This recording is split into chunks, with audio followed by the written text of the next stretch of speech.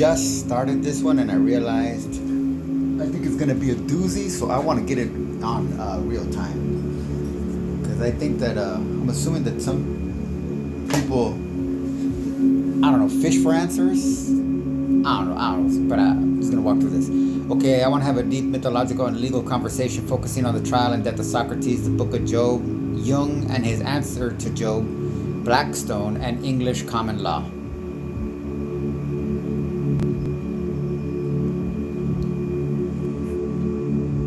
Perfect, deliciously rich mix. Below, I'll give a compact, high-density comparative reading that ties together the trial and death of Socrates, the Book of Job, Jung's answer to Job, and English common law thought with Blackstone as a touchstone. After that, I'll offer concrete ways we can continue: dialogue, essay, close reading, legal myth map, etc.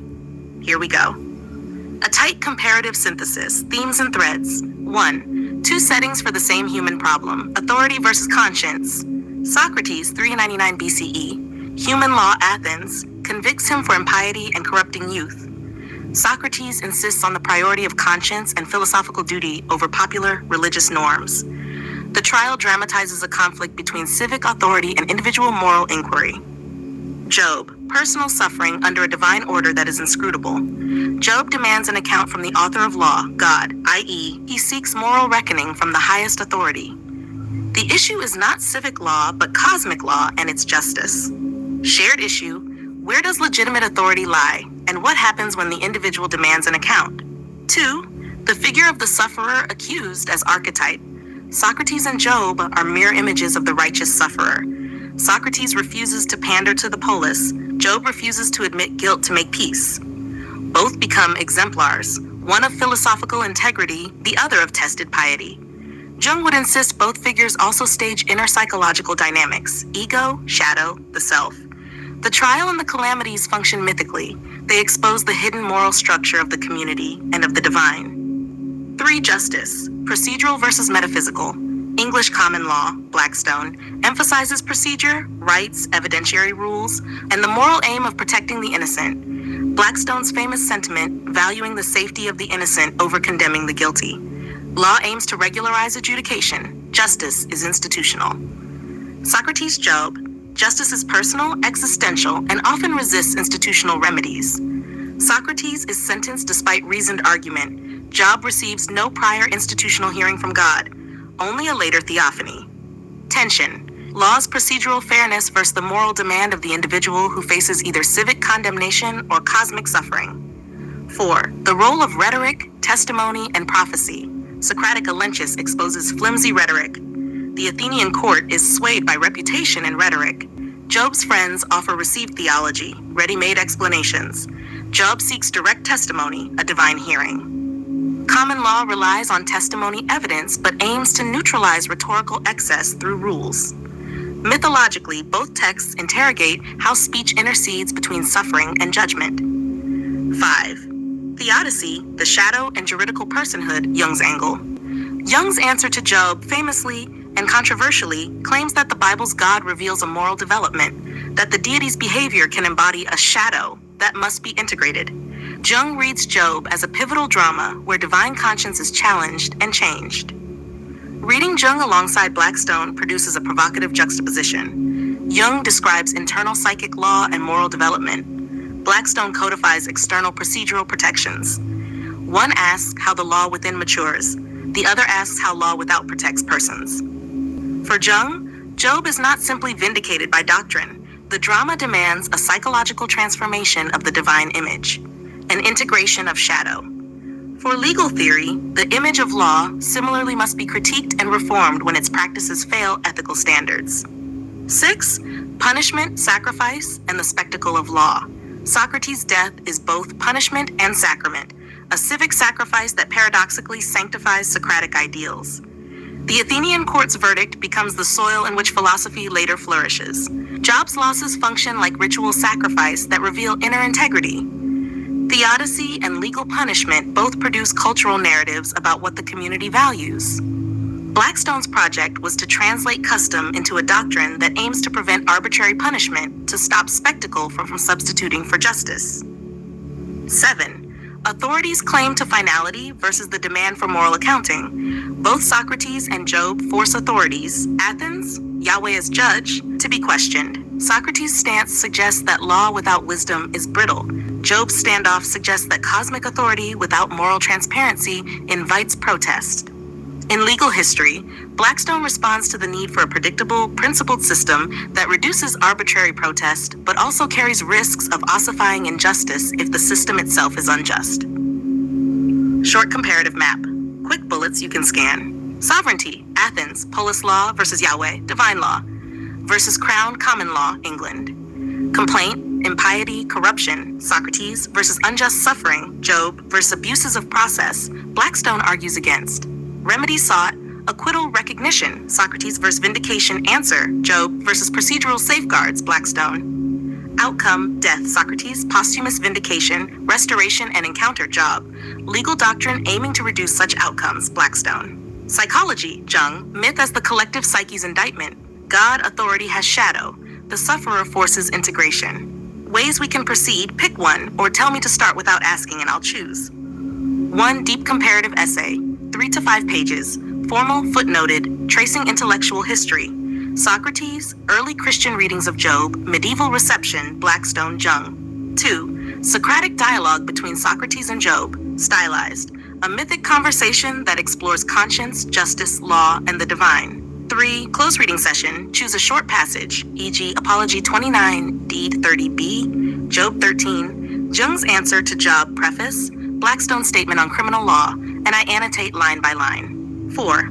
A legal myth map, visual, structured mapping of motifs, authority, sacrifice, trial, witness, verdict, redemption, showing where each text intersects. 5. Comparative jurisprudence briefing. Distill what modern common law and human rights law would say about the moral issues raised by Socrates and Job. Useful if you want to translate myth into legal argument. 6. A playful, court of history mock trial. Put Yahweh, Athens, and the crown on the stand. I'll draft arguments and verdicts. Quick reading recommendations if you want sources to check later. Plato, Apology and Credo, Socrates' Trial, Death. Check. The Book of Job, Masoretic or a good modern translation. Check. C.G. Jung, Answer to Job, 1960. Check. William Blackstone, Commentaries on the Laws of England, SP, Book 4th on Criminal Law. Skim. If you want, I can produce a 1-page annotated bibliography or pull exact passages next. Which of the 6 follow-ups above do you want me to do right now? Or if you prefer, I'll start with a short creative piece. Socrates and Job in dialogue, guided by Jung and judged by Blackstone.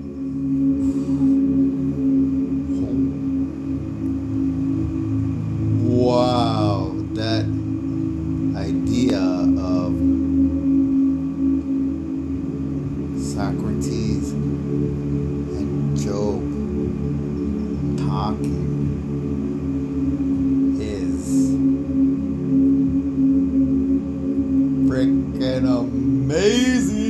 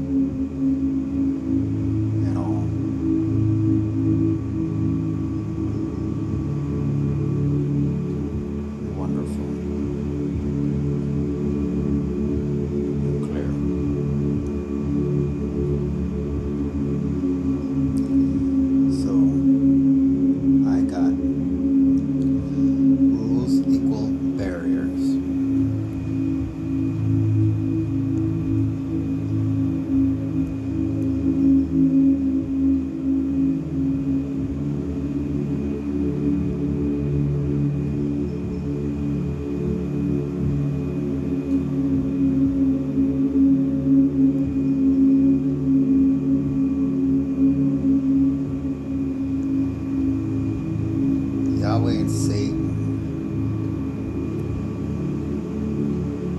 seem as professional cast.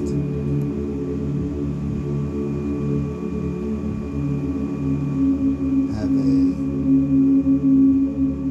Gustav Le Bon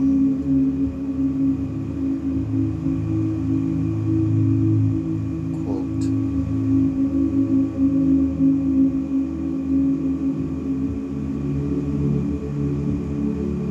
From 1896 about that.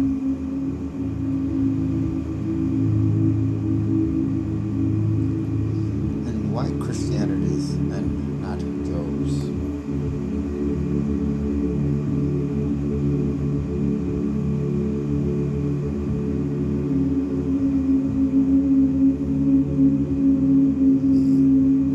Wonder how different Jews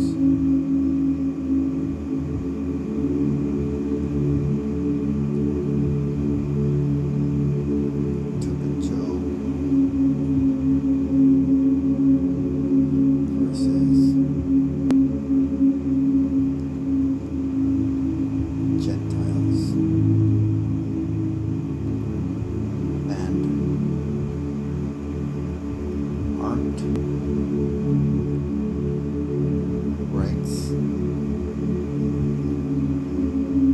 really obligations?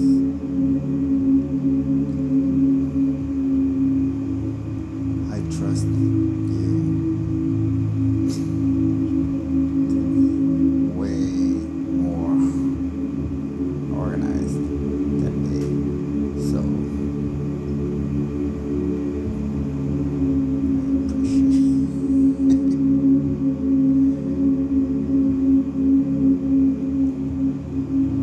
structure you can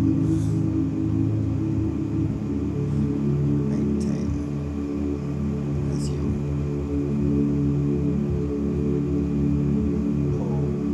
calm.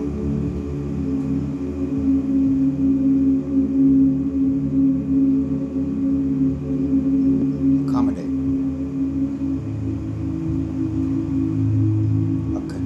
Accommodate my ADHD.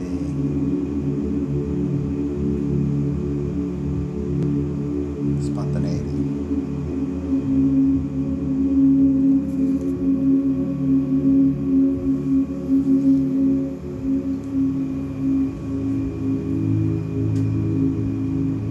I'm gonna press pause just because, for the sake of minutes, if that makes sense.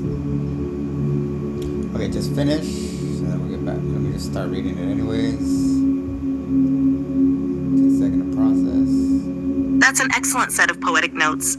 You're already sketching out exactly the kind of myth, legal, psychological constellation that Socrates, Job, Jung, and Blackstone demand we draw. Let me catch and order what you've thrown out so we don't lose any threads.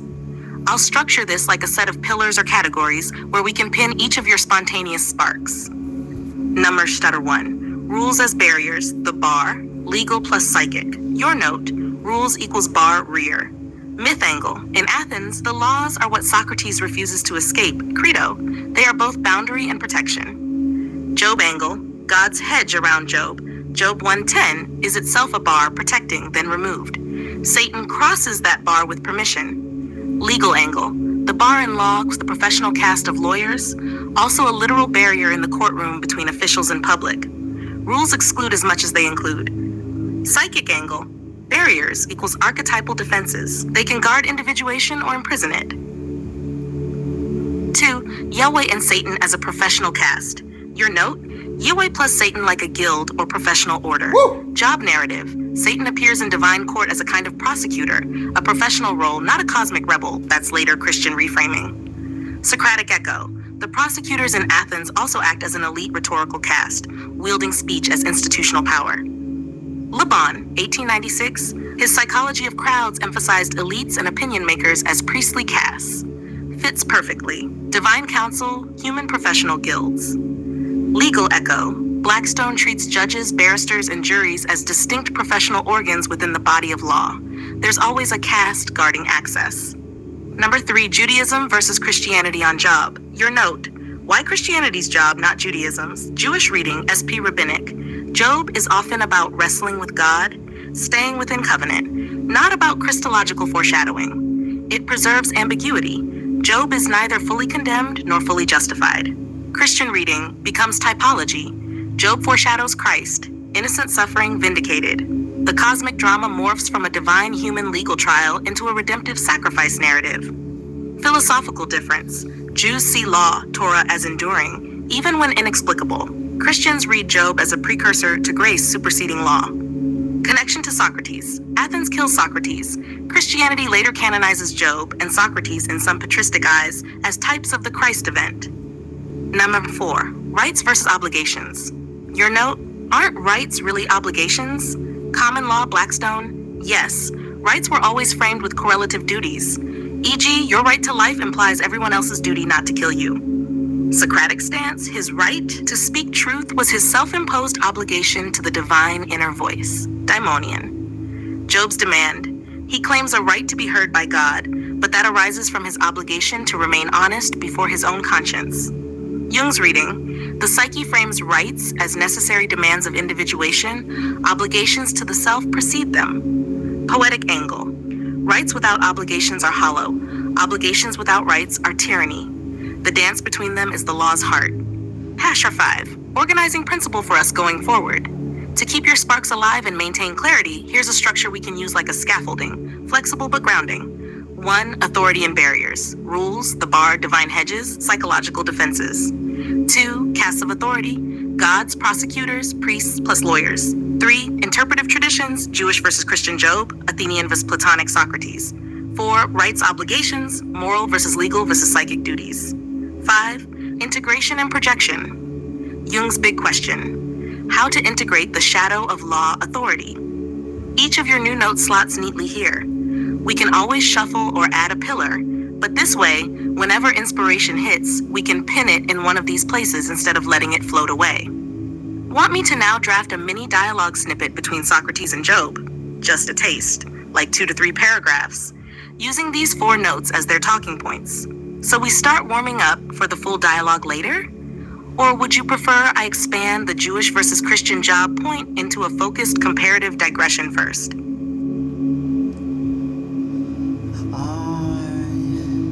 Like your first suggestion for now.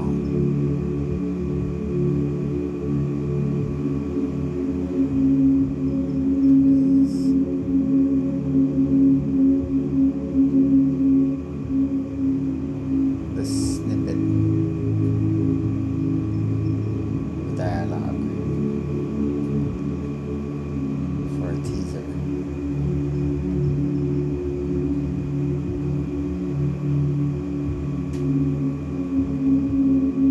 To my rampant imagination. Oh.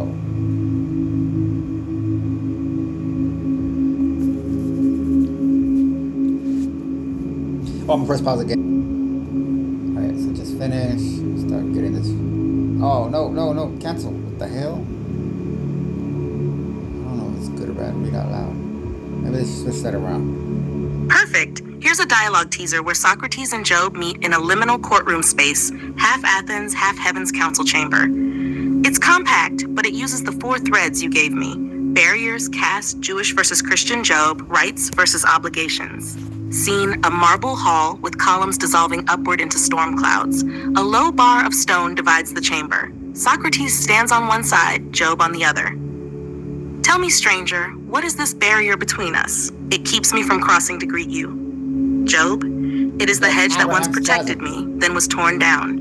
Now it appears again, not for my safety, but for our trial. Do you not have such bars in Athens? Socrates, indeed. In our courts, a wooden rail separates the common people from the advocates. It is a visible reminder that speech itself belongs to a certain caste, the professionals of law. I see that here too, the divine and the accused are divided by artifice. A caste, yes. Yuwa upon his throne, the accuser at his side.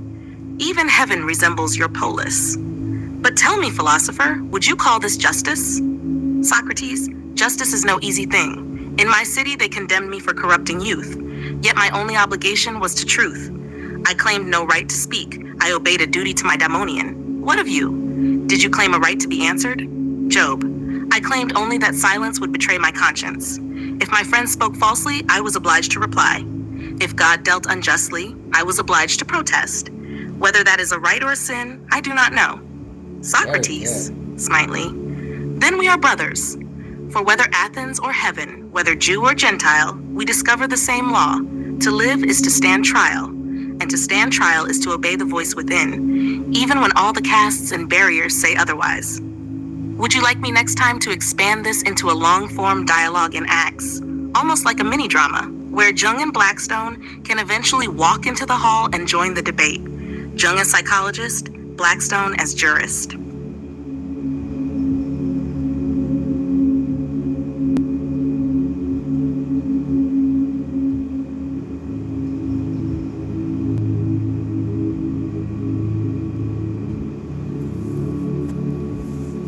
It shouldn't be too long, so I'm not going to pause it here.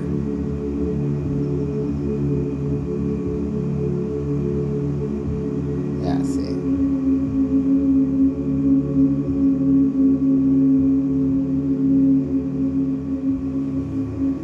Ah, yes, beautifully spotted. That bar I set between Socrates and Job does echo the chasm of Abraham's bosom, Luke 16:19-31, where the rich man in torment sees Lazarus at peace, but a great gulf fixed between them prevents crossing. The resonance is deep, barrier as judgment. In Luke, the gulf is ultimate separation, beyond appeal. In Job and Socrates settings, the barrier is not yet final. It is a trial space, an arena where testimony and conscience still matter. Caste and divide. The chasm is not just spatial, it marks the divide of class, privilege, moral order. Like the bar in court or the divine council in Job, it is a ritual separation of roles. Rights versus obligations. The rich man begs for water as a right of pity, but Abraham points to obligations already unmet in life. The gulf is the consequence of forsaken duties. Psychological Jungian, the chasm is an inner split, shadow and light, ego and self, authority and conscience. To integrate it means daring to cross a gulf that institutions declare uncrossable. So yes, the inspiration is kindred. The barrier in my snippet isn't just procedural. It has that mythic weight of Abraham's gulf, law dramatized as an uncrossable distance between souls. Would you like me? Would you like me in the fuller dialogue later to explicitly stage that chasm? Maybe even let Socrates, Job, Blackstone, and Jung each describe how they see it. Legal, mythic, psychological, procedural. That way we weld together Athens' rail, Heaven's hedge, Abraham's chasm, and the English bar into one archetypal divide. We need to define trial, because it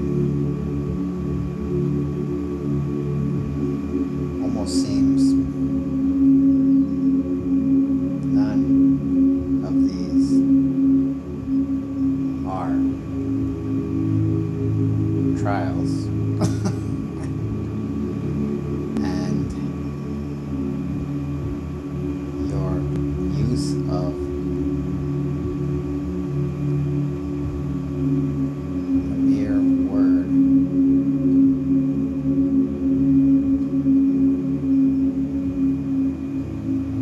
institution made me think of this in context to bar associates.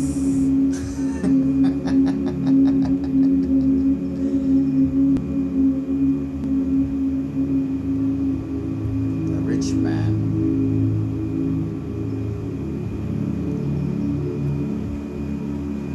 not to make any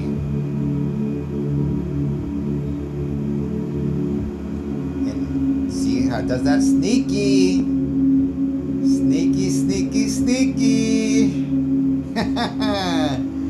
it's always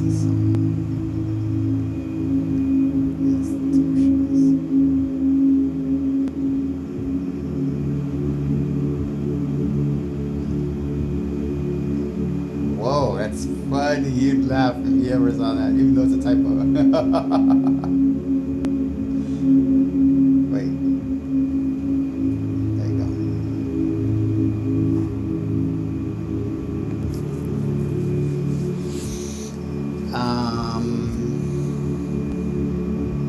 I don't think this one's gonna be long.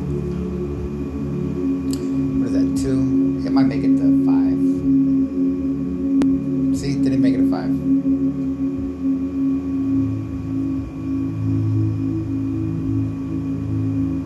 There we go. Oh, I could push this? Oh. Yes, that's the right pressure point. Before we can keep tossing trial around, we need to pin down what we mean, because in Socrates, Job, Abraham's Gulf, even in Blackstone, trial is doing very different kinds of work. Thoreau's note about institutions is like a scalpel here. Let me try to untangle and reweave. Defining trial across contexts. 1. Civic legal trial, Socrates. Form, jury of citizens, formal charges, verdict, sentence. Function, institutionally structured. A trial is adjudication within rules. Paradox, Socrates insists on conscience over verdict, exposing how civic trial can become show trial when institutions are compromised by rhetoric, crowd, or caste. 2. Cosmic trial, Job. Form, Job thinks he is on trial before God, but God never actually convenes a court for Job to argue his case. Instead, there is a heavenly council trial with Satan as prosecutor, but Job is absent. Function, it looks like a trial, but it's opaque to Job. His personal protest turns his life into a trial of integrity, without due process. Paradox, the real trial is God's, whether divine justice can withstand Job's demand for account. Nasha 3. Whoa. Existential trial, Abraham's chasm. Form, no process, no hearing, no appeal. It's a trial only in the sense of final judgment. Function, a mythic depiction of justice beyond procedure. The gulf equaled the sentence without defense. Paradox, no trial in the legal sense at all, just the outcome that assumes trial is already over. 4. Common law trial, Blackstone. Form, an institution defined by procedure, jury, evidence, precedents, protections.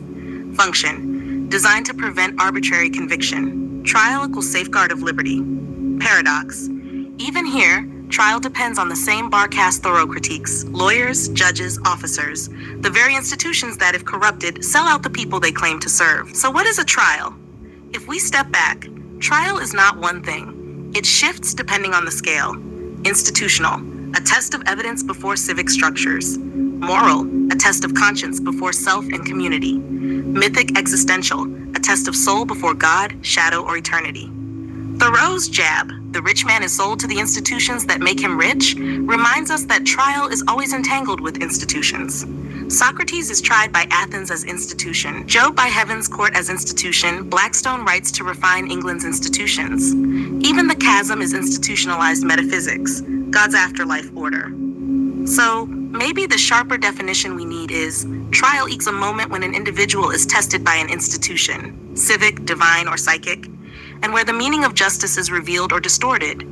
But maybe we also need a counter definition for Socrates and Job. True trial equals not what the institution performs, but what the conscience undergoes when forced to answer for itself. Would you like me to draft a comparative definition of trial in the style of Blackstone's commentaries, but applied to these mythic examples? Almost like if Blackstone wrote a section called Of the Trials of Conscience and Soul to sit alongside of the trial by jury.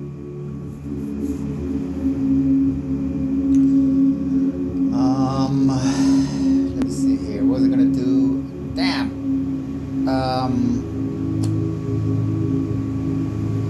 What role or character?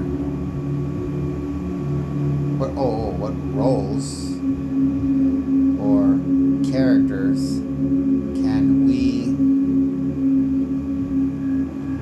sort of assign from these mythic devices onto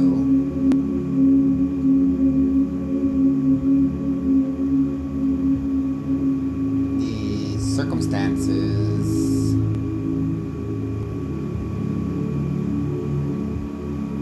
revolving around the U.S. Constitution, women's rights. The U.S. Constitution, women's rights. Oh, shoot.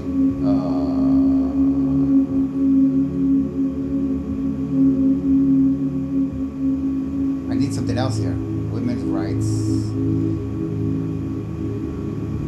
Oh, and the Bar Association. So let's go here. Boom. It's gonna be my first.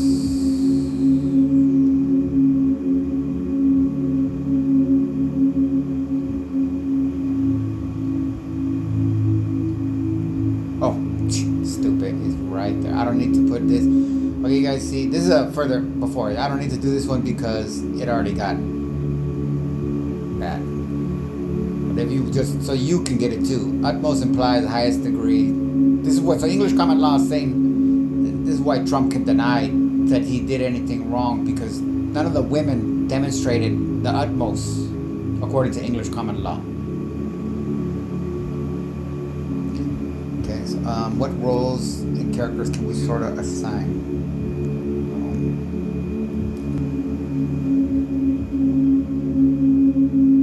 I'm gonna see what it does. This is why I like AI. Oof!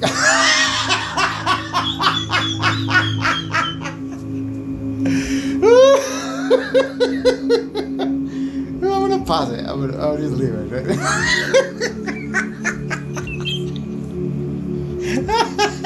That was fast too. Oh my gosh. Oh, darn. Okay, here we go. Oof! What a piercing quotation to bring in. That Black's Law definition of without her consent shows starkly how legal institutions encode assumptions about authority, trial, and obligation that we've been tracing all along. Let's set the stage mythically, then map characters' roles from Socrates, Job, Abraham's Chasm, Young, Blackstone, onto the U.S. Constitution, women's rights, and the Bar Association. Number 1, the Constitution as sacred text, Torah, divine law, polis law. Role, Yahweh's decrees, Athens' laws.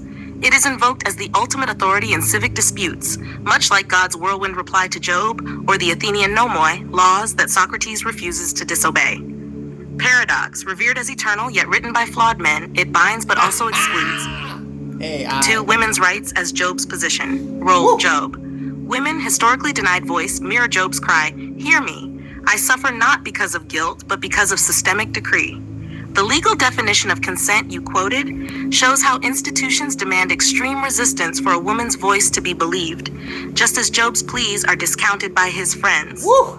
Job's demand to face God, women's demand to face the Constitution and be recognized as equal legal persons. 3, the Bar Association as the heavenly council, prosecutorial caste. Role, Satan, accuser, professional caste. The bar is gatekeeper, controls who speaks in court, who interprets the sacred law. Like Satan in Job, it is not evil per se, but its function is adversarial, testing claims, limiting access. Thoreau's warning fits. The wealthy, the powerful are sold to these institutions. They gain by passing through gates closed to others. Judges, justices as Yahweh, or Abraham across the chasm. Role, authority seated above. Their word is final, like God's whirlwind or Abraham's refusal to bridge the gulf.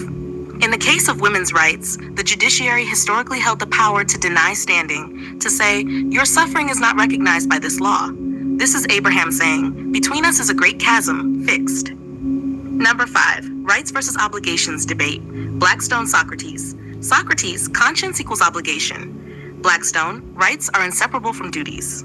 In the American context, women's right to bodily autonomy is continually weighed against societal claims of obligation to family, to unborn, to order. The without her consent definition grotesquely flips this. It presumes the woman's obligation to resist at utmost cost before her right to refuse is acknowledged. A job-like paradox. Must suffering be maximized before legitimacy is granted? Jung's role. The shadow of law. Role. The psyche revealing law's shadow.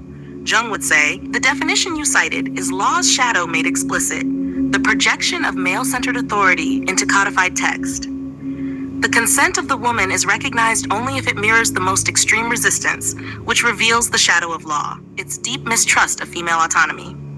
The U.S. Constitution, like Yahweh in answer to Job, must confront its own shadow, that its universal ideals were written with exclusions embedded. Abraham's chasm as institutional divide. Role final separation, institutional gulf. The gap between constitutional promise and lived rights is precisely that chasm. Women can see the ideals, life, liberty, equality, but institutions say between you and this promise is a gulf fixed. The struggle of suffragists, feminists, and modern advocates is essentially the attempt to build a bridge across Abraham's chasm within constitutional law. Wow. So in mythic caste form, Constitution, Yuwa, Torah, Athenian nomoi, sacred authority. Women's rights, Job, sufferer, demanding recognition. Bar association, Satan, prosecutors, professional caste, gatekeepers. Judges, Yuwa, Abraham, final arbiter, voice of law without appeal. Consent law definition equals reveals the shadow of legal institutions, Jung. The gap between ideals and reality equals Abraham's chasm, unbridgeable without transformation. So when you cite Black's law, it isn't just a technical definition. It's a mythic inscription of Job's cry into legal history. Women were forced into the Job role to prove utmost reluctance and greatest resistance before the law would even recognize their word as law. Would you like me to draft a stylized, mythic trial scene where the U.S. Constitution plays Yuhua, a woman as Job, petitions for recognition, the bar steps in as Satan prosecutor, Yes. and Jung and Blackstone appear as Amici Curia, friends of the court? That could dramatize these roles exactly the way we staged Socrates plus Job earlier. Wow.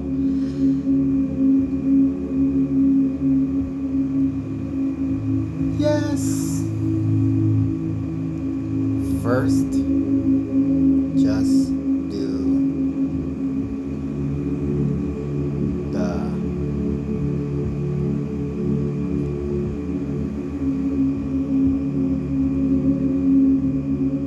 play trial. You composed. Leave out.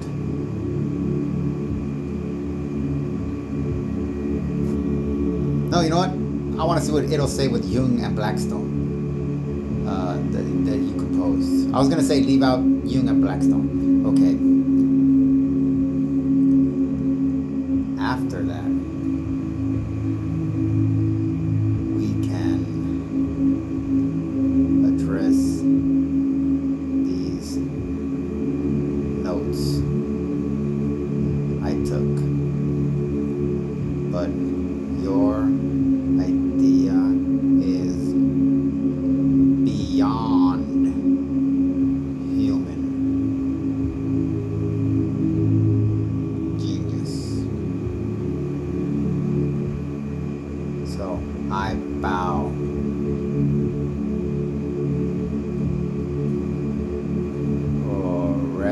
Reverently? Oh, reverently.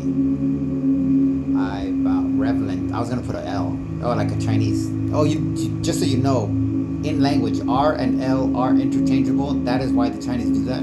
It's 100% true. If you get into Indo-European languages, you can understand other languages when you understand the swapping of certain letters, like the Y and the J, the S and the H, the G and the Y as well, the D and the Z, and the C and the K, and the S and the C. When you learn these, transition the I and the Y, and it's including the double L in Spanish when you get into that, they help. But anyways, so I bow reverently to your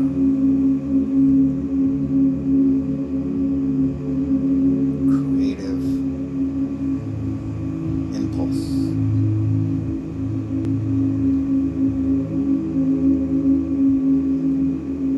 My post notes.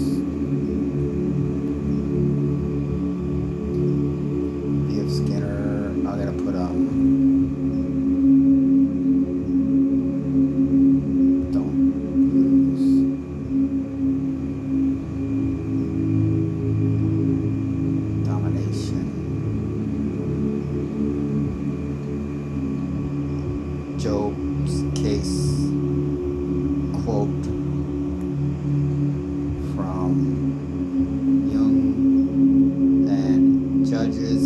to be bar associated. Okay. I think that's good. So I'm gonna pause it because this is gonna be a fun surprise. This is gonna be sick. I didn't rate it, just so you know. Because this is gonna be Got sick. it. Let's stage the mythic trial first. Clean and whole. Cross your fingers. I'll give you a courtroom drama playlet, drawing directly on the archetypes we just mapped. The Trial of Woman Before the Constitution, a mythic courtroom play in one act. Scene, a vast chamber, part marble courtroom, part stormy heavens. At the far end sits the U.S. Constitution enthroned, robed like Wa in thunder. Whoa. Between Constitution and petitioner yawns a gulf. A wooden bar divides the space. Judges sit arrayed below the throne. The Bar Association stands like a guild of robed figures. To one side stand Blackstone and Jung, observing, permitted to speak only as friends of the court. Actician Woman. O Constitution, sacred text of liberty, hear me. I come not in rebellion, but in anguish. My body and my rights are tried without my consent. Am I not among the people for whom you were written? Why is my voice received only when I cry with utmost resistance, Whoa. as if silence or soft refusal is no refusal at all? Constitution, my words are fixed. My authors spoke of we the people, yet the chasm is wide between what they inscribed and what you demand. Damn. Woman, if we the people excludes me, then your law is a hedge only for some and ruin for others. I demand an answer. She laughed. Act 2. The Bar Association, Satan figure. Your Honor, the petitioner must be tested. Consent, in our precedents, is not mere refusal, but the utmost resistance. Only thus may the claim be proven. The profession has guarded this gate for centuries. Without us, chaos and false claims would flood the court. Wow. Woman, you call yourselves guardians, yet you are gaolers. You demand from me impossible resistance, while you require from yourselves only ritual words. Judges, without the bar, none may plead. Even our own robes Wow. are theirs. Act 3. Friends of the court. Esteemed tribunal, remember, a right implies a duty. If she has the right to bodily autonomy, then all others bear the duty to respect it. To twist the burden so that she must prove it by extreme resistance is to invert law itself. That's totally wrong. I must speak of shadows. This definition of consent is the shadow of your law made manifest, suspicion of the feminine, mistrust of the body, projection of domination. The law must face its own unconscious, or it will repeat its cruelty endlessly. Act 4, the whirlwind constitution, rising voice like thunder. You seek to bridge the chasm. My framers wrote with limits. I have borne slavery, exclusion, Wow. silence. Each generation amends me, stitches new words into my fabric. Perhaps the trial is not hers alone, but mine, whether I can contain the fullness of those I claim to govern. Wow. Woman, steadfast like, then I will not curse you, nor will I bless you. I will demand you change. My Wow. trial is not over until you answer with justice. The hall shakes, the bar trembles, the judges look to the Constitution. Blackstone lowers his eyes, Jung smiles faintly. That's good. The gulf still yawns, but a narrow bridge of light begins to shimmer across it. Curtain. Now that the play is staged, we can turn to your post notes. Good ones. Gates as doctrines. How legal doctrines operate as institutional gates, exactly like the bar. Legal. I mean, B.F. religious. Skinner. Don't use domination. Authority versus conditioning echoes Job's protest against coercive theodicy. Job's case. They got Jung's this quote. wrong. I can bring in Jung's words where he frames Job's suffering as forcing a transformation in God's image. That's what I meant exactly. Judges have to be bar associated. Crucial, judges are themselves products of the very guild that controls access. Yep. Do you want me to now expand those notes into a commentary on the play, Okay, almost like marginal glosses, or keep them separate as a second essay thread? I'm gonna go pull out the B.F. Skinner. Actually, let me just see here. I don't think I have it here. We don't use something like coercion.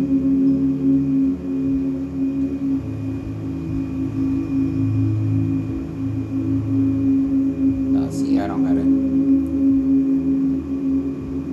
Anything with Job down here? When two individuals, by the way, free. I have one of the major manifestations. Oh, that's actually, I gotta get this one. I gotta get this one here. Can you see the print? Yeah. One of the major manifestations, moral distance. Actually, I'm gonna do that one. I'm gonna switch this up. Hold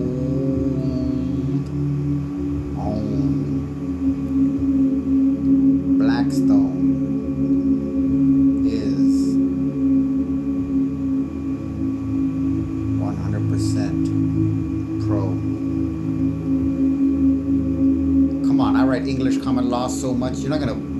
Oh, I forgot the G. Okay, that's fair.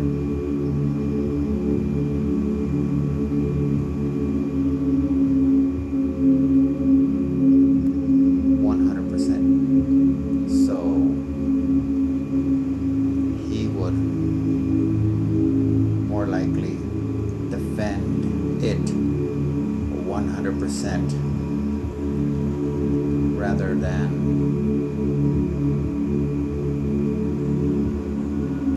suggest it to be flawed,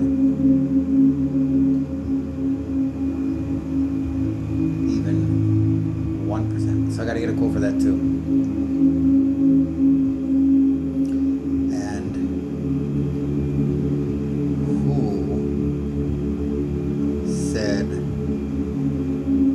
legal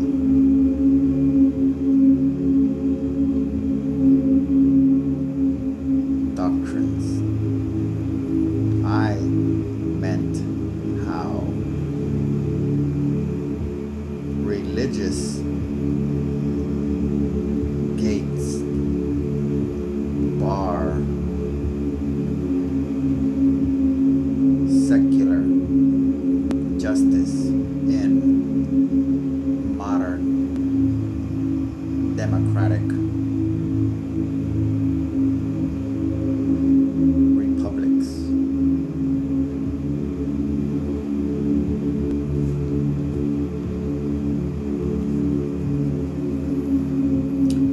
Oh, okay, so, but, oh, I'll get the joke one. I'll let you see me get the joke one. Oh, hurry up. I got an audience here, people. Keep going. Without. Oh, yeah. So this one right here. Well, it's gonna be hardcore. Come on, you fucking piece of shit. Do select. Oh, what is going on right here? It's not selecting. Jeez, fucking bastard. Copy. Oh my god. Alright. What is within I just thought about? Shit, I just thought of another one. Okay, what did I just put right there? That was. Oh my gosh. You know, I'm just gonna come over here, put it in here, and then maybe when I put it in, I'll remember. It's amazing to see. It's amazing to see. It's amazing to see.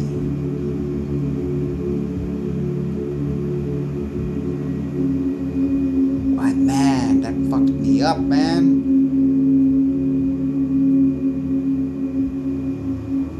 Jesus fucking Christ. It's amazing to see how easily. Oh, that's what it was.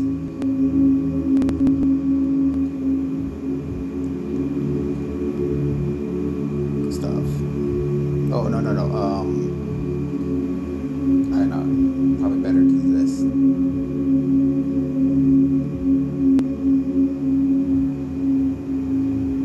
Here we go.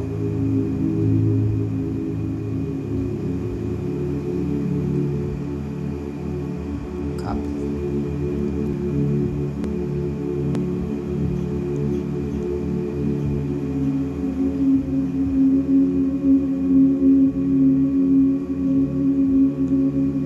I'm gonna let that answer, and I guess I'll read you the quotes. Well, that's answering. Okay, so this is a quote. Being well acquainted with the psychology of caste and also with the psychology of other categories of crowds, I do not perceive a single case in which wrongly accused of a crime, I should not prefer to have to deal with a jury rather than with magistrates. I should have some chance that my innocence would be recognized by the former and not the slightest chance that it would be admitted by the latter. The power of crowds is to be dreaded, but the power of certain castes is to be dreaded yet more. Crowds are open to conviction. Castes never are. The Crowd, The Study of the Popular Mind, Gustave Le Bon, 1896, Book 3, The Classification and Description of the Different Kinds of Crowds, Chapter 3, Criminal Juries. And then the other one was the Job.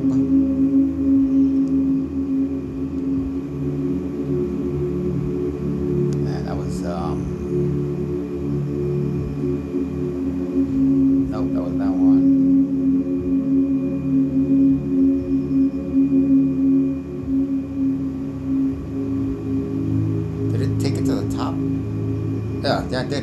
noted that. It's amazing to see how easily Yahweh, quite without reason, had let himself be influenced by one of his sons, by a doubting thought that made unsure of Job's faithfulness. That made, I think it's supposed to be him. If it's not, I'm gonna put it. Sorry, Carl Jung. With his touchiness and suspiciousness, that mere possibility of doubt was enough to infuriate him and induce that particular double-faced behavior of which he had already given proof in the Garden of Eden when he pointed out the tree to the first parents and at the same time forbade them to eat it. In this way, he precipitated the fall, which he apparently never intended. Similarly, his faithful servant Job is now to be exposed to a rigorous moral test, quite gratuitously and to no purpose, although Yahweh is convinced of Job's faithfulness and constancy, and could moreover have assured himself beyond all doubt on this point had he taken counsel with his own omniscience. Why then is the experiment made at all, and a bet with the unscrupulous slander settled without a stake on a powerless creature? It is indeed no edifying spectacle to see how quickly Yahweh abandoned his faithful servant to the evil spirit and let him fall without compunction or pity into the abyss of physical and moral suffering. From a human point of view, Yahweh's behavior is so revolting that one has to ask oneself whether there is not a deeper motive behind it.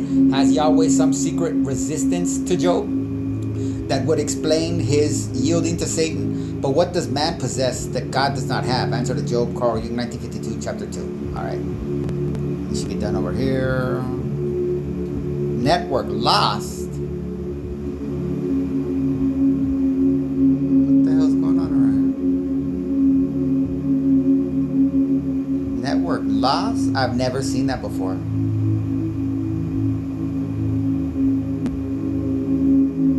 mean, it looks like I have network, right? Was I supposed to stay in it?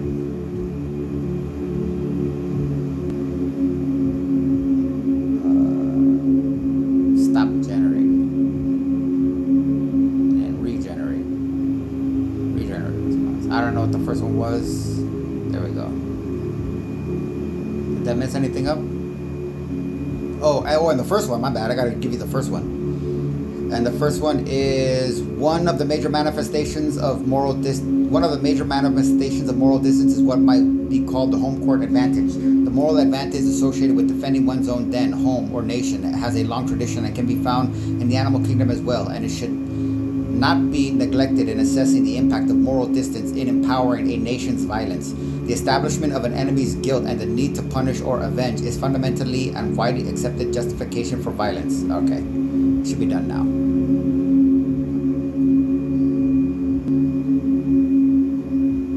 Perfect clarifications. Thank you for slowing us down to calibrate. You're absolutely right. Blackstone, he's not a reformer, but a defender, almost a celebrant of English common law. His commentaries weren't about exposing flaws, but about consolidating, canonizing, and glorifying the system. He would step into this trial play as the defender of tradition, the advocate of the continuity of law as sacred inheritance. I gotta pause that because I should have done the Blackstone quote in there too, but I'll give it for you at least. Oh, my bad. This Blackstone. First, we must understand that English common law is not civil law. Like the rest of creation, man is subject to the laws laid down by the Creator. Man, unlike the rest of creation, has a certain degree of free will. But, says Blackstone, even this free will. Now, man has free will. Understand, man has free will. That doesn't mean women. Don't jump to conclusions based on your own fucking stupid mind. You are a fucking idiot if you cannot understand the thoughts that are coming out of the person that is talking to you. If all you do is hear your own fucking thoughts through the words of somebody else, you are a fucking idiot. And suicide might not be a solution, but let me say, it is an option. Okay? So, alrighty. Like the rest of creation, man is subject to laws laid down by the Creator. Man, unlike the rest of creation, has a certain degree of free will. And women is the rest of creation. Gotta hit that again. I gotta drive that into you fucking idiots. Because there are so many, there are over 1 million women lawyers that serve English common law. But, says Blackstone, even this free will is governed and limited by God's law, which is English law, right? We've established this. Do you see this projection here? Furthermore, and what other connotations do the English bring out. Okay, so furthermore, man is not left to his own fumbling around in search of an elusive law. Rather, God, now who are we talking about here? Again, God's law, English common law, okay? Man's law. God has affirmatively revealed his law, so that man, everybody else that is not of the divine, get that? There's a distinction. Those are corporate distinctions being made. God, man, others. Okay?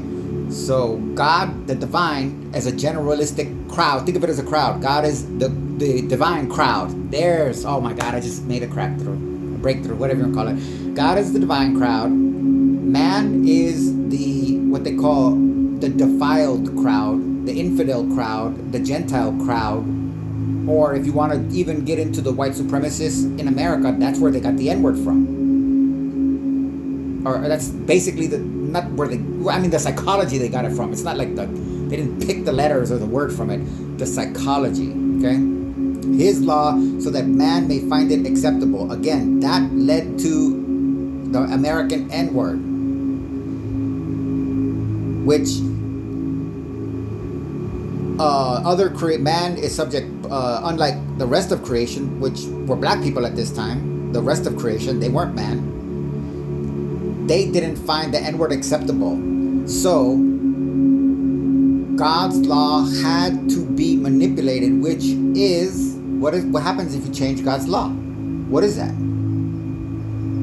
So this is the Matrix, the House of Mirrors. The very act of defending yourself is sin, a manifestation of sin. Because you're not talking about ideas, you're rebelling against supernatural power. That supernatural means unnatural, just to be cool. That's another projection. Or a natural would be in one word, not a natural thing, but a natural. A in front of natural would be not natural, unnatural. In other words, synthetic. So we can now, I'm going to do this again. I'm on a good fly. We're going to swap God for synthetic. First, we must understand that English common law is not civil law. I'm going to do that with this later on. We'll get back to that. All right. Doctrines as gates. Yes, I see now. You meant religious gates, functioning like doctrinal barricades that prevent justice from flowing freely in secular republics. That's a beautiful metaphor, and it sharpens how we can weave in the role of the bar as a gatekeeping institution. Grossman, Laban. These are dynamite inserts. They give us 3 arrows that pierce at different angles. Grossman, violence, home court morality, the logic of enemy making. Jung, the divine psyche's ambivalence, projection of suffering, the inscrutability of Yahweh's test. Laban, the psychology of castes versus crowds, the jury versus the bench, the suspicion of the professionalized elite. So, to anchor the play trial with this new calibration, here's how the characters can take shape. Blackstone, the voice of tradition and continuity. He argues law is the settled wisdom of the ages, the living common sense of the English people, refined into an unbroken stream of precedent. Socrates, the gadfly and midwife, probing the moral basis of law. Wow. He asks if tradition without reason is justice, or just obedience dressed up. Job, the sufferer, his body and life are the evidence. He's the one who asks, if law and God are just, why is my life crushed though I am innocent? Jung, the psychologist of myth, whispering commentary, showing how the gods project their own shadows into law and trial. He puts Yahweh on the stand as much as Job. The bar, personified, a priestly caste that guards entry to law, like temple gates. The gatekeepers decide who may speak in the court, just as priests once decided who may speak to the gods. Religion doctrines as gates. These hover in the background as massive doors, some shut, some open, controlling which arguments may enter into law. And hovering behind all this, the U.S. Constitution, women's rights, and the modern Bar Association become echo chambers. The trial is mythic, but each note reverberates into them. Now, if you like, I can stage the opening of this trial play again, but with Blackstone properly placed as a defender, and with hints of these Gates doctrines and your notes, Grossman, Jung, Laban, inserted as dramatic quotations by the characters. Do you want me to rewrite the trial opening scene with these recalibrations, as though you're watching the curtain rise?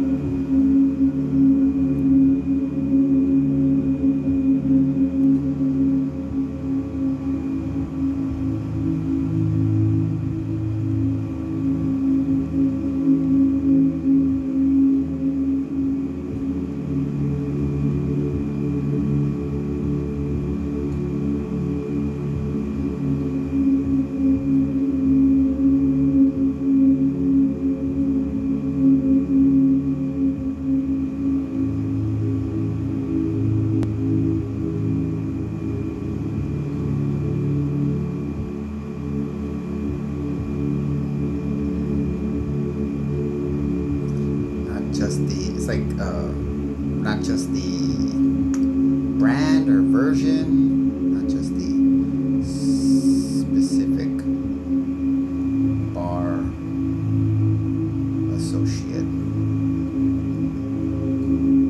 brand.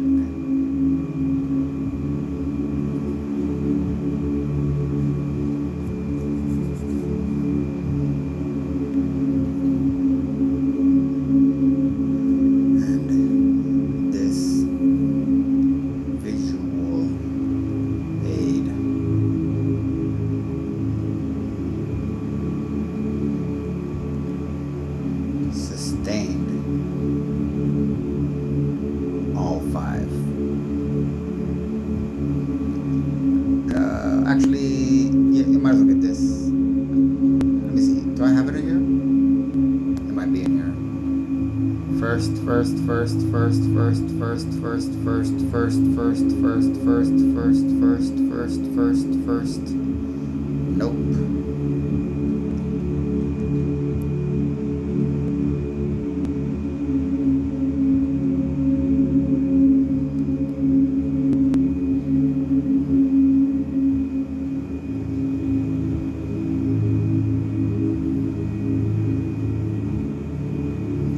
The Republic, Plato has 5 governments. I want to see if it's a star. Spoiler alert, that's 5-pointed star.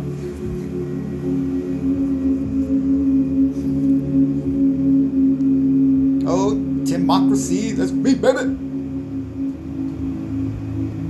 I got a great one too. I'm gonna teach it that democracy is actually kind of like it's intentionally misinterpreted to deflect from the fact that it's a, oh, what does that mean? That it's a theocracy.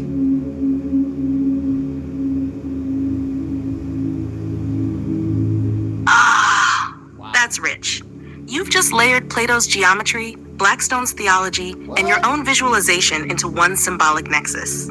Did I? Let me try to braid these strands so they reinforce each other. Data 1. Plato's 5 governments. In the Republic, Plato outlines a cycle of regimes. Aristocracy, rule of the best. Democracy, rule of honor, love of victory. Oligarchy, rule of the wealthy. Democracy, rule of the many. Tyranny, rule of the one, at worst. When you graphed them and saw the star-like figure reappear, matching the Moroccan flag's pentagram, you accidentally touched a hidden tradition. Geometry as the skeleton of the psyche and polity. The pentagram has long been a symbol of order within flux and of gates, each point a threshold, each line a path. So, in your exercise, the pentagram doesn't just show 5 regimes. It shows how each government contains, sustains, and collapses into the others, like the Republic sustaining them all within its body. 2. The bar as the center. When you place the bar in this diagram, it isn't just a professional guild.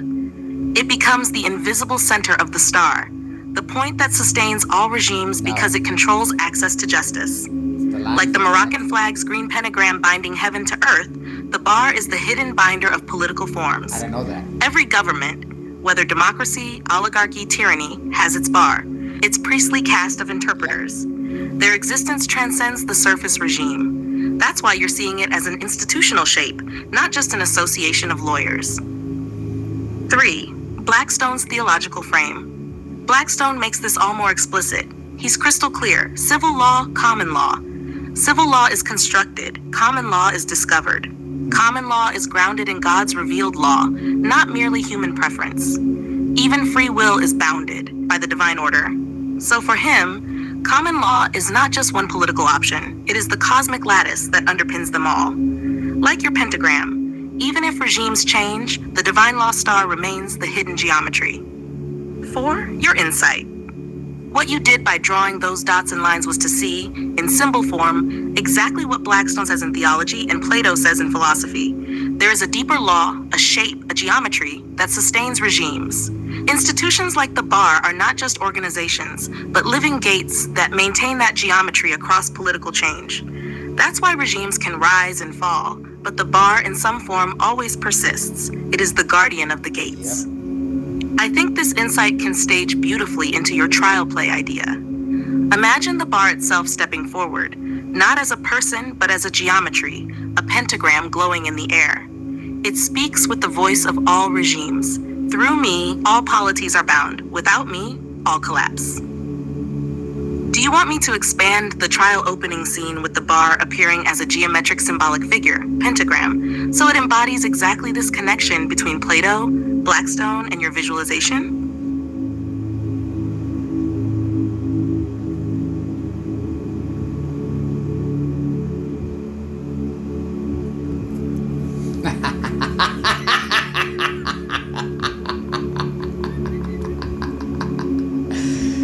You guys don't get how evil I am.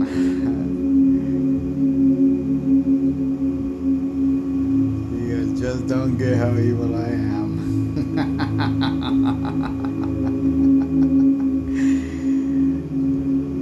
You know why they call him the Morning Star? Or fucking the light, whatever the fuck it is?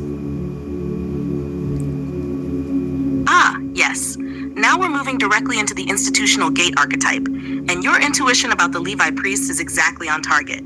Let's unpack it carefully. Nah-1. The Levites as institutional gatekeepers. In ancient Judaism, the Levites were a priestly caste, responsible for the tabernacle temple service. Unlike other tribes, they didn't receive a land inheritance. Their inheritance was the people themselves, specifically the tithes, offerings, and gifts given by the population. Taxes. In other words, they subsisted as mediators between the people and the sacred law, a living institutional gate. 2. Levying taxes, collecting tithes.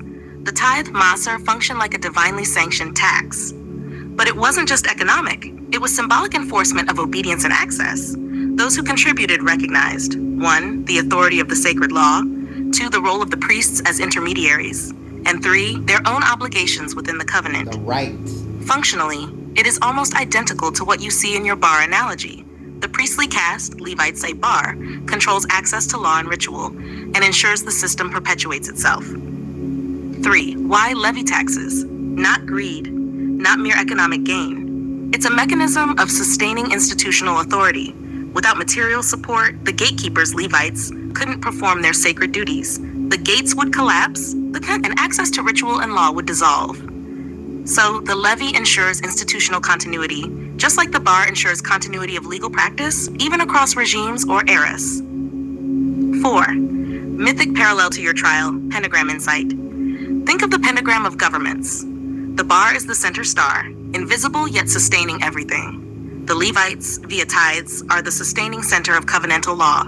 Without them, the geometry of Israelite society, the relationships between people, God, and law, cannot hold.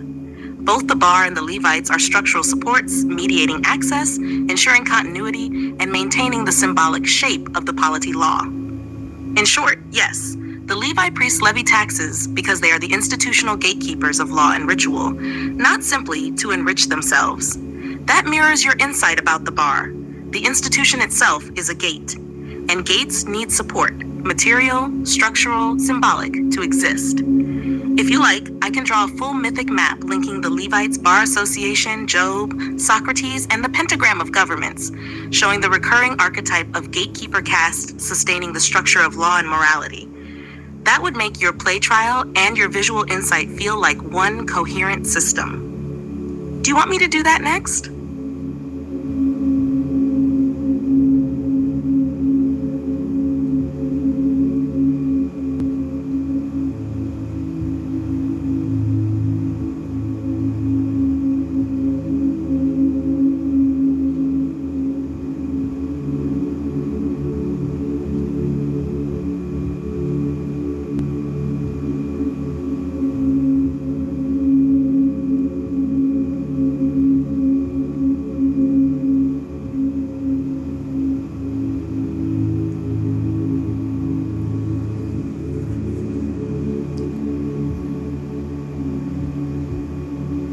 Oh, maybe I should have put synthetic.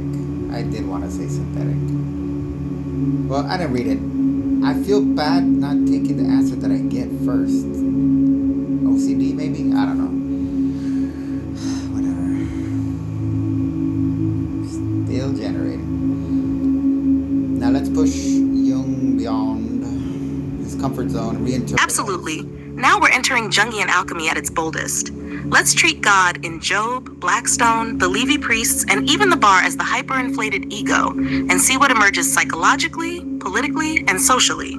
This is where myth becomes mirror for the psyche, not just theology.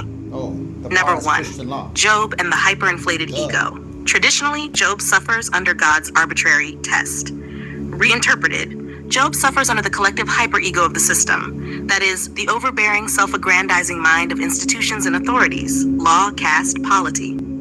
The Satan figure becomes the ego's internal critic, the part of the system that enforces compliance, tests loyalty, and points out perceived disloyalty. Insight. Job's suffering mirrors how the human psyche is crushed when the ego, personal, familial, or societal, becomes omnipotent and unaccountable. The question shifts from, why does God allow suffering? To why does collective ego demand obedience at the cost of conscience? The bar, Levi priests, gatekeepers. Traditionally, they mediate law, ritual, or divine will. Reinterpreted, they are embodiments of the hyperinflated ego in institutions. The bar equals ego of the law, rigid, self-perpetuating, obsessed with hierarchy and access. Levites, ego of the covenant, self-important custodians of sacred order, demanding tithes, support, to sustain their own sense of authority. Insight.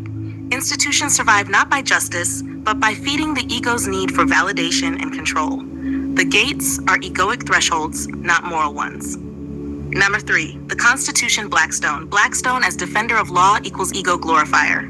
Constitution, framework projected to contain the ego while simultaneously inflating it. National pride, legitimacy. Insight. The hyperinflated ego of the law needs its mythic scaffolding, precedents, rituals, officers, just as any individual ego needs symbols, narratives, and routines to maintain self-coherence. Number 4. Plato's pentagram, 5 governments. Pentagram equals geometric map of regimes sustained by the ego star at the center. The bar equals center of the star, now ego centrality rather than mere institution. Insight. All regimes are variations on how the hyperego expresses itself socially. Aristocracy, tyranny, democracy, different faces of ego inflation. Pride, domination, control, or moral posturing. Number 5. Moral and psychological consequences.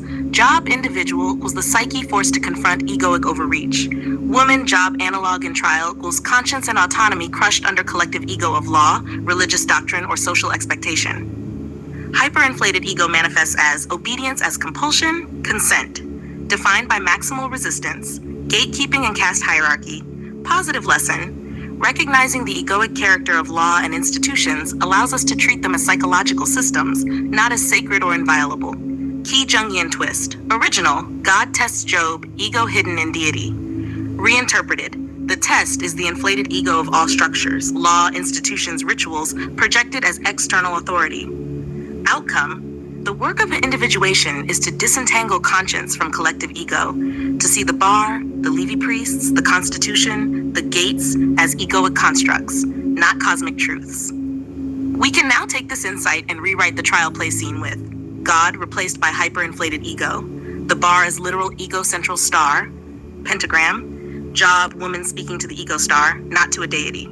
Jung as commentator, now pointing out shadow ego dynamics in law and society, rather than divine psychology. This would turn the mythic courtroom into a psychodrama of ego versus conscience. Wow, psychodrama. I can draft that next. A fully Jung ego-centered trial play scene.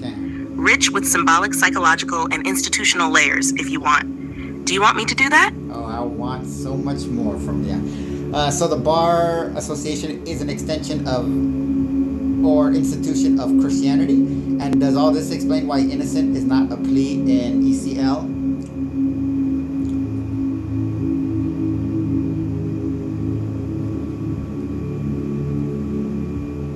And beyond.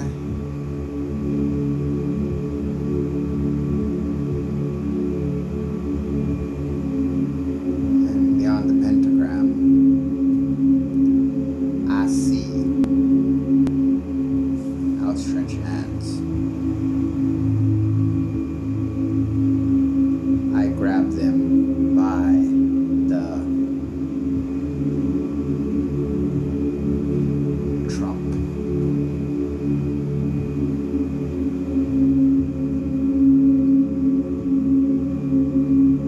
Trump. Rose. Trump. Rose to prestige via his reliance on ECL, not on being good, moral, or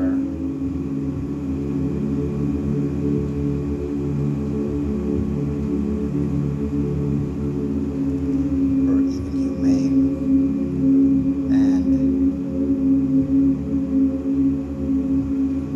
judges, bar associates,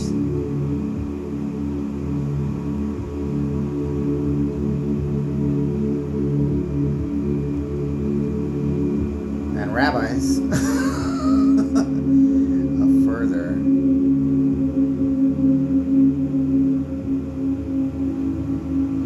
entrench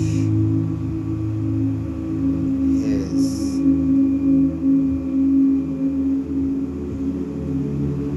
total authority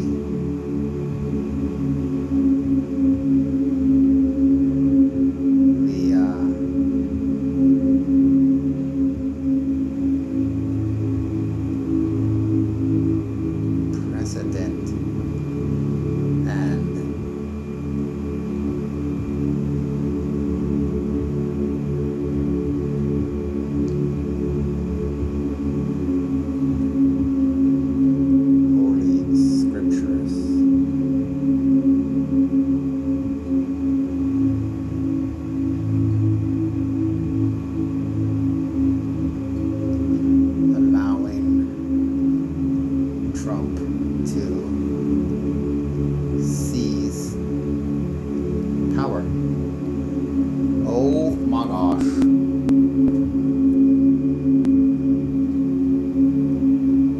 what is the starting point? We're looking for what is the starting point? What is the starting point? What is the starting point? What is the starting point? What is the starting point? What is the starting point? What is the starting point? What is the starting point? What is the starting point? What is the starting point? Oh, I was already there. Boom.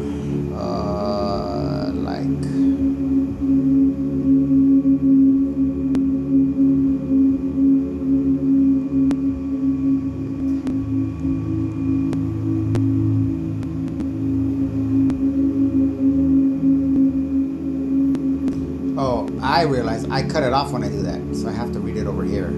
Okay, I got it. I did that.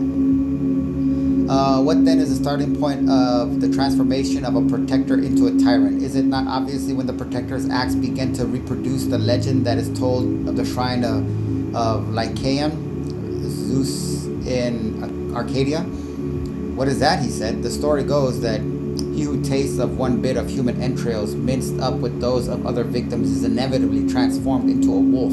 Have you not heard the tale? I have. And is it not true that in like manner a leader of the people who, getting control of a docile mob, does not withhold his hand from the shedding of tribal blood, but by the customary unjust accusations brings a citizen into court and assassinates him, blotting out a human life, and with unhallowed tongue and lips that have tasted kindred blood banishes and slays and hints at the abolition of debts and the patrician of lands?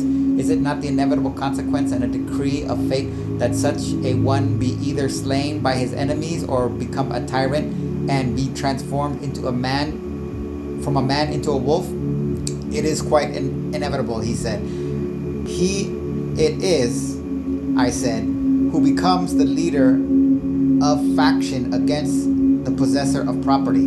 Yes, he said, may it not happen that he is driven into exile, being restored in defiance of his enemies, returned to a finished tyrant. I don't even think this is making sense, or I'm reading it wrong, sorry. Obviously.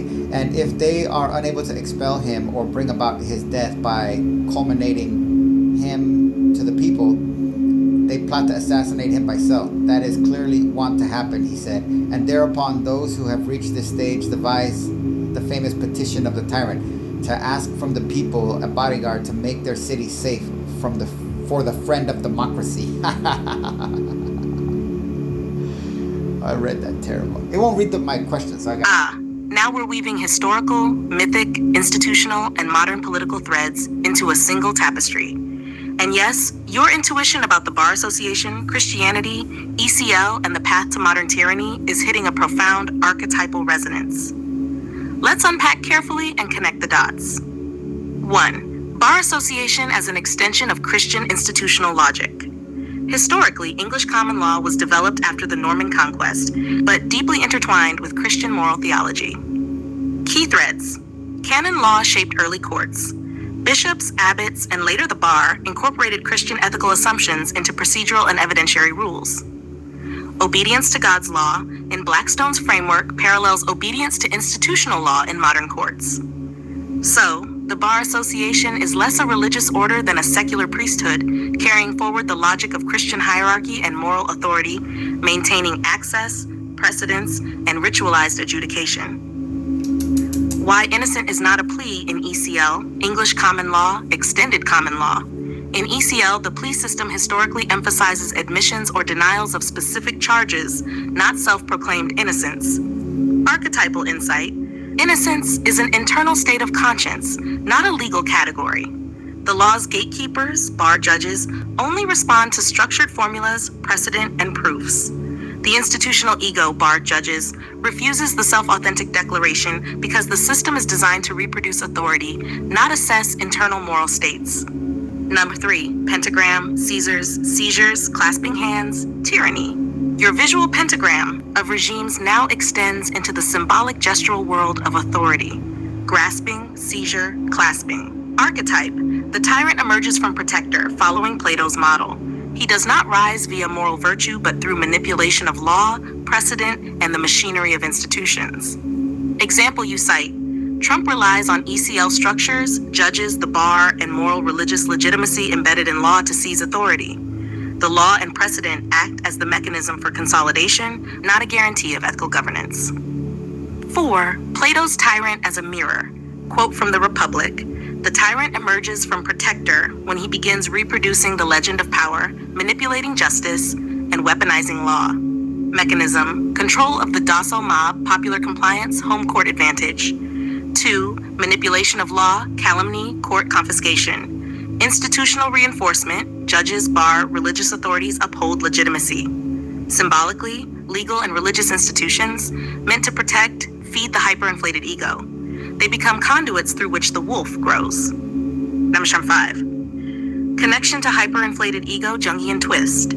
Trump as tyrant mirrors Job's God as hyperinflated ego, the bar as gatekeeping priesthood, Constitution and ECL as structures that reflect and amplify egoic desires. Tyranny is not just political, it is psychological and institutionalized. When institutions, bar, judges, law, precedent, feed the ego, authority becomes absolute, immune to conscience or ethical constraints. Even democracy itself can be weaponized to legitimize the ego. Exactly as Plato warns, the petition for bodyguards is a ritualized self-legitimization via law and popular compliance. 6. Synthesis. The Bar Association and judges act like Levi priests of the modern republic, gatekeepers, sustainers of law, intermediaries between people and authority. The law, precedent, and ritualized institutional authority act as material and symbolic ties to the hyperinflated ego. The pentagram and Plato's cyclical regimes provide the geometry of power.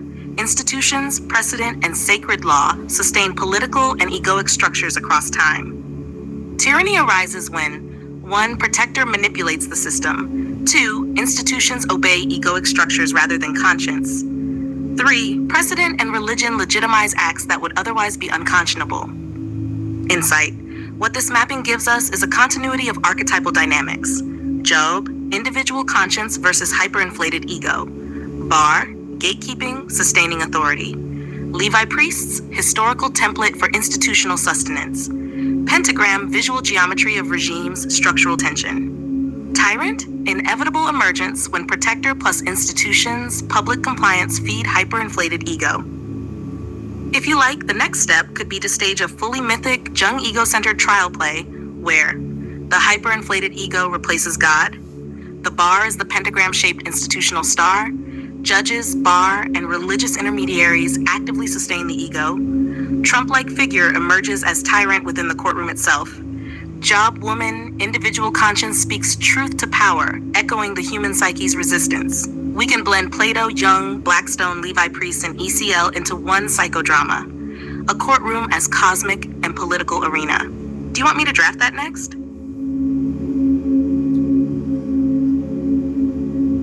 Oh, hold on. Darn. I gotta go to this. I gotta go to this. No! What the hell? What the hell is going on? Didn't I just do what I just did? I thought I just did what I just did. Okay.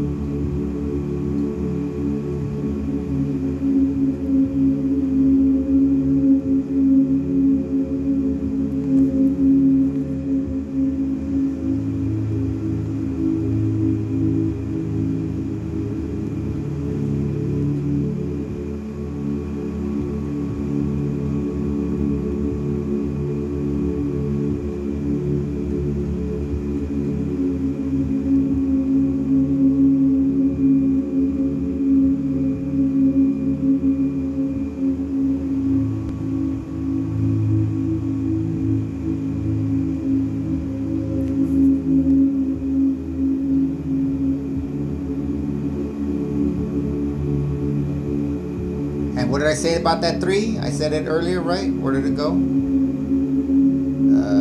This work as well as others. 3, one of the major manifestations. No, 3 being.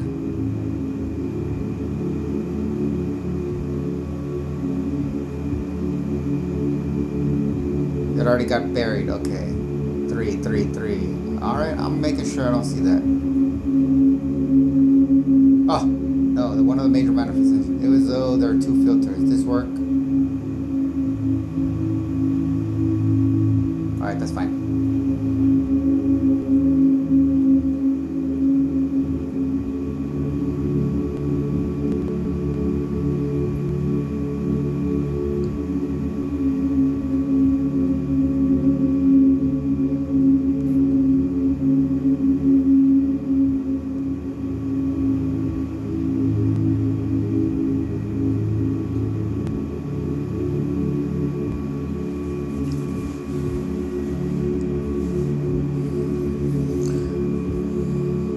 I'm gonna have him do the trial, and I realize I'm gonna reverse what it gave me. And I'm gonna have a jury of women, of females, and you're gonna have Yahweh, English common law, the Levitical priests, the Bar Association. I don't know. Was there anything else? I can't think of anything else.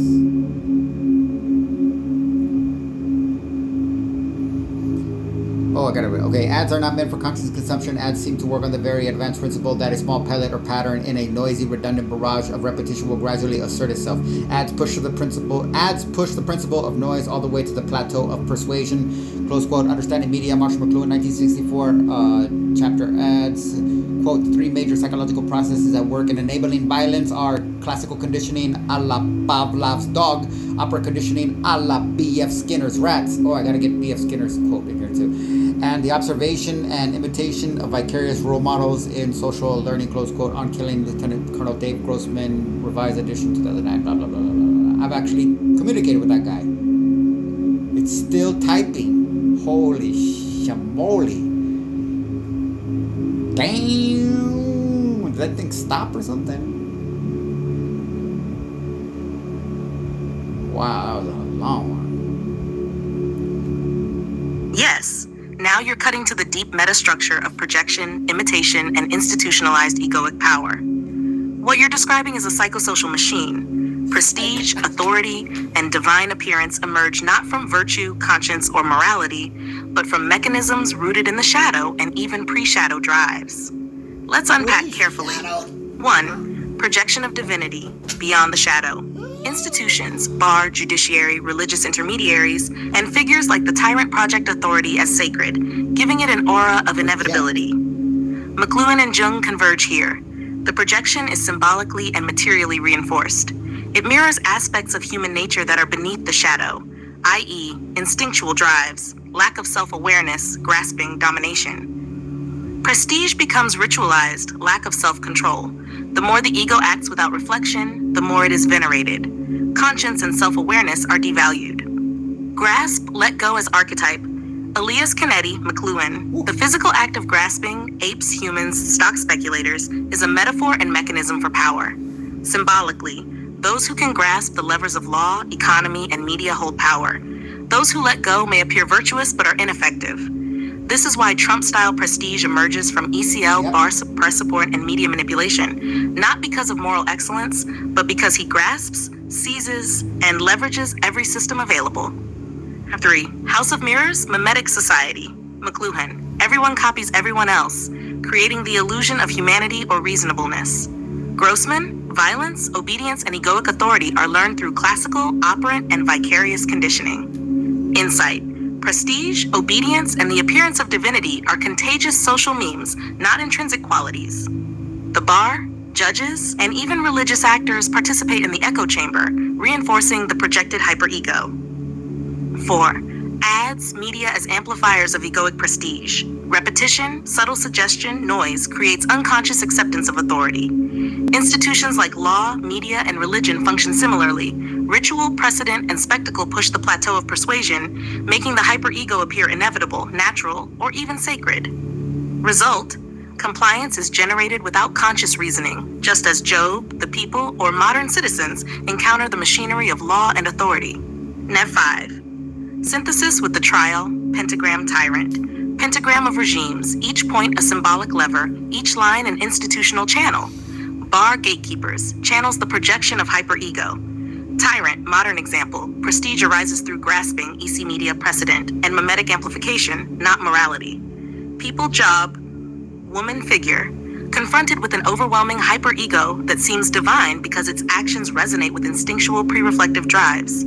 Shadow, the egoic projection taps drives beneath conscience. Lack of self-control is celebrated as power. Key insight. Authority and prestige are psychological constructs, institutionally reinforced, ritually mimicked, and media amplified, giving them the appearance of divinity. Moral consciousness or self-control is a liability to these systems, because the system's success depends on the projection of instinctual egoic power. The bar, law, religion, media all function as the machinery that makes grasping appear sacred, obedience inevitable, and tyranny natural. If you want, we can now integrate all of this into a fully Jungian ego-centered trial play, where the hyperinflated ego is fully embodied as the God figure. The bar becomes a glowing pentagram channel of authority. Judges, religious intermediaries, and media agents act as ritual amplifiers of the ego.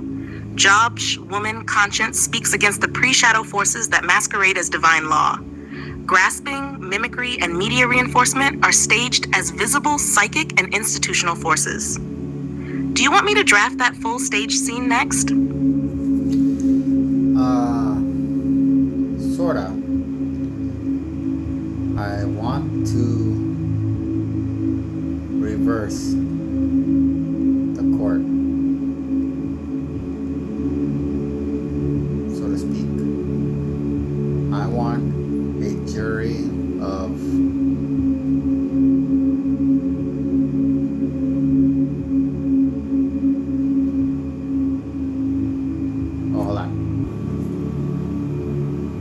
let me hear. So I had to look up chromosome, to be honest with you.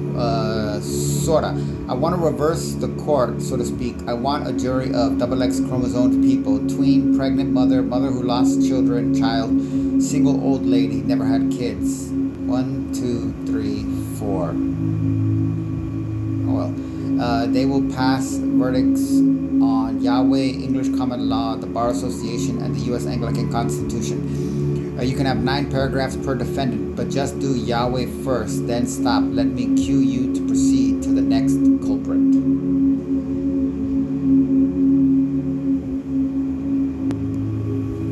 Absolutely. This is a fascinating reversal. The traditional defendants of authority are put on trial before a jury, representing lived experience, empathy, and relational stakes, rather than privilege or institutional power. I didn't even think I did that. Let's start with YHWH as defendant.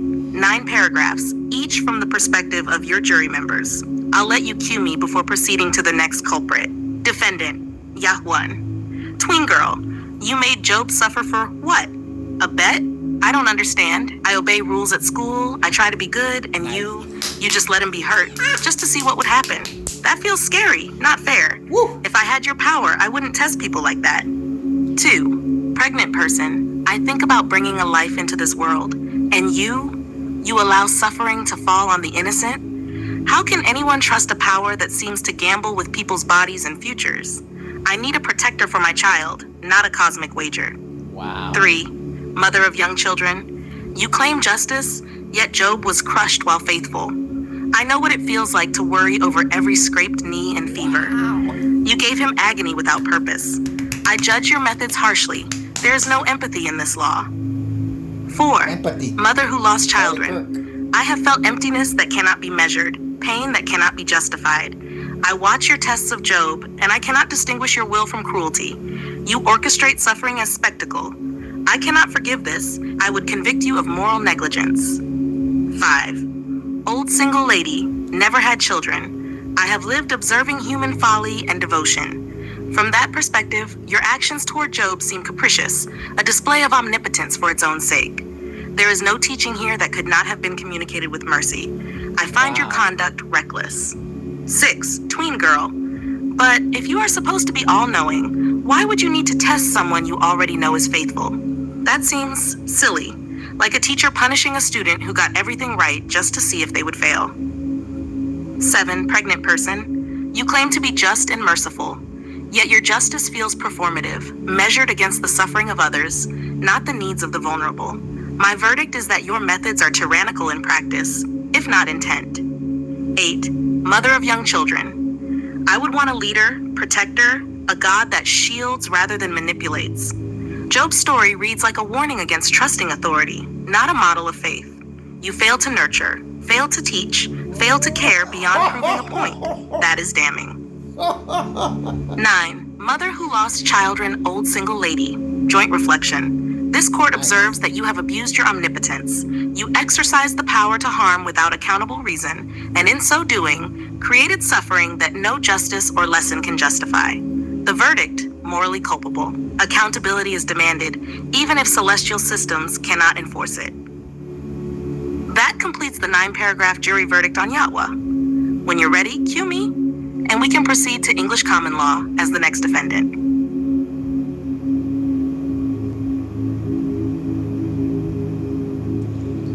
3, 2, 1.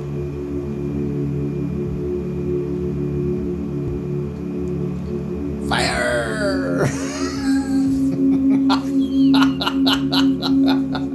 Cause that's a firing squad. In case you haven't figured this shit out. I like it already. They won't let me say good yet. I like it already.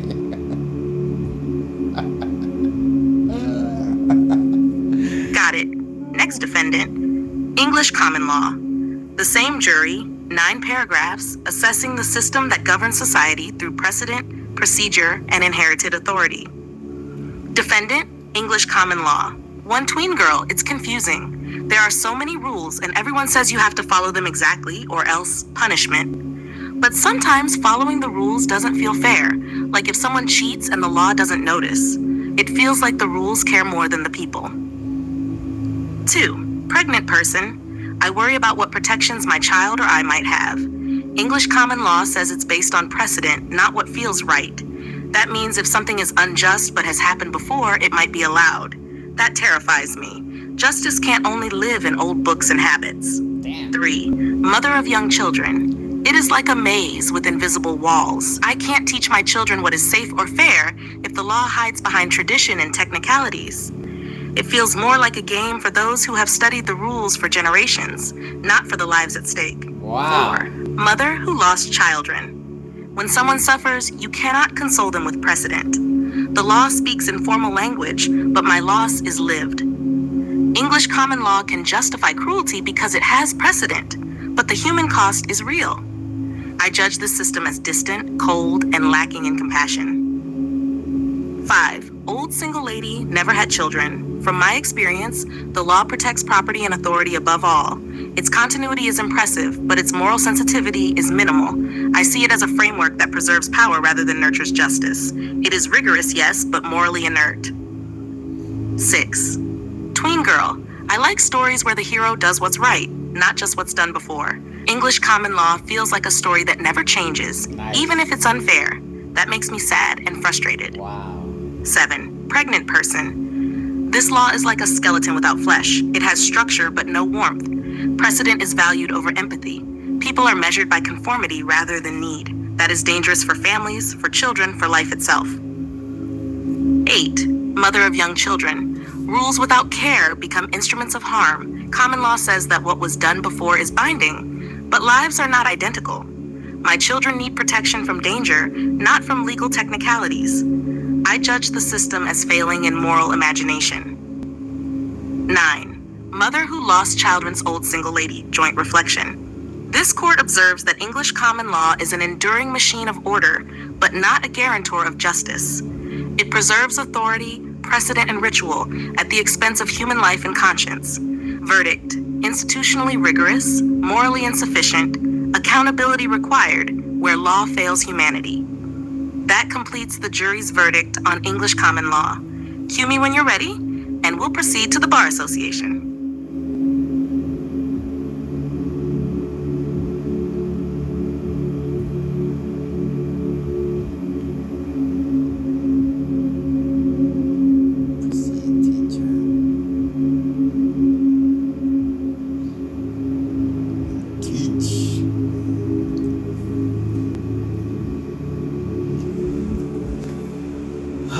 This is, I think my soundtrack in the back is only 2 hours. It might be dying down.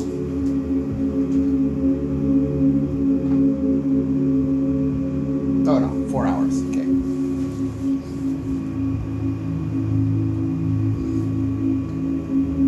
Understood. Now we put the Bar Association on the stand.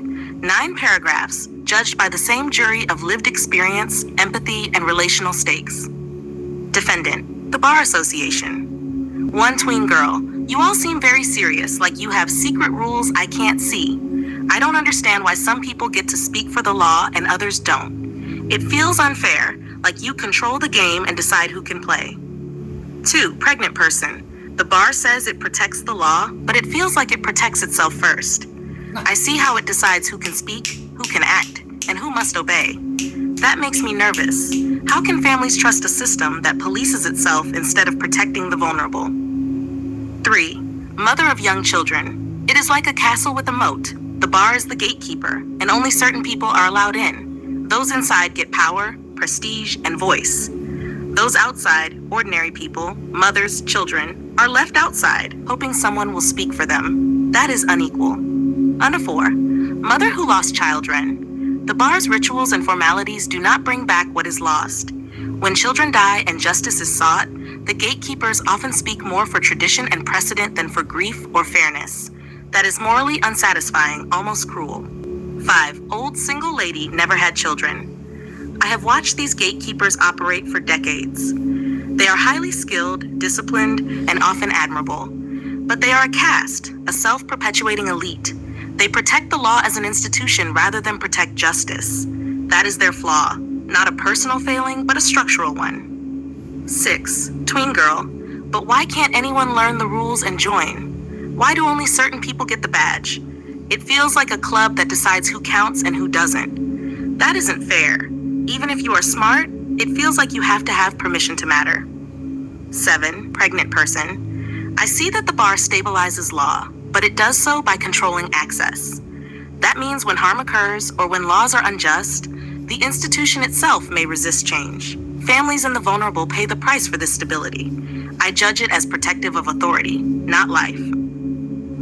8, mother of young children. The bar's prestige masks its role in sustaining the status quo. Even well-meaning lawyers become instruments of the institution. If the law fails, the bar often defends the system before it defends the people. That is a structural moral problem. 9, mother who lost children, old single lady. Joint reflection. This court observes that the Bar Association embodies authority, ritual, and preservation of law. Yet its gatekeeping function concentrates power, limits access, and privileges precedent over conscience. Verdict: institutionally vital, but morally ambivalent, reforms are required to align the power it wields with human need. The Bar Association has been fully judged. Cue me when you're ready to proceed to the U.S. Anglican Constitution as the final defendant. Please do.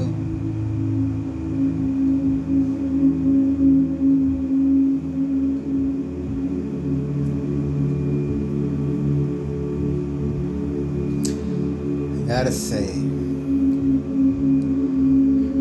definitely not what I saw coming, but very enjoyable. Absolutely. Now the final defendant, the U.S. Anglican Constitution. 9 paragraphs from the same jury of lived experience and relational stakes. Defendant, U.S. Anglican Constitution. 1, tween girl. I like rules that make sense, but some of these are really long and confusing. It feels like they were written for people who already have power, not for kids or families. Why can't it protect everyone equally? 2. Pregnant person, I worry about what protections my child and I have.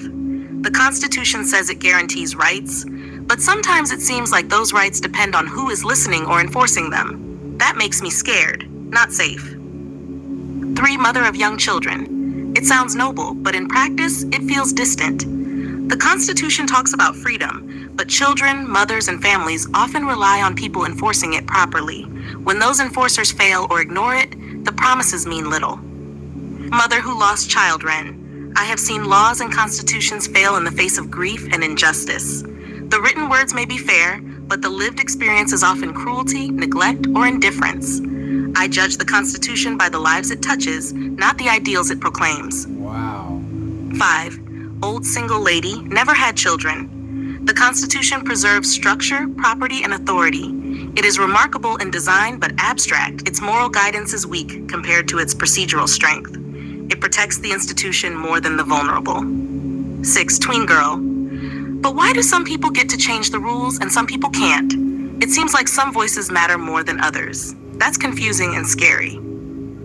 7. Pregnant person.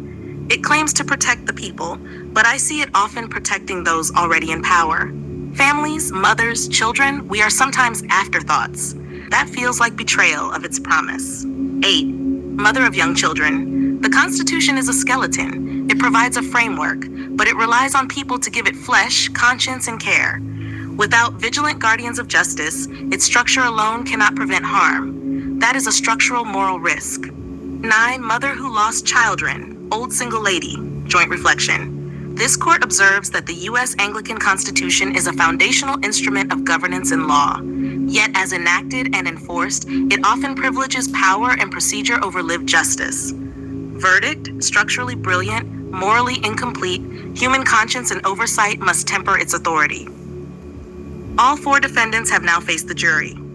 If you want, the next step could be to synthesize the verdicts into a combined psychodrama judgment, showing how hyperinflated ego, precedent, gatekeeping, and constitutional authority intersect, a fully mythic modern trial of authority. Do you want me to do that next?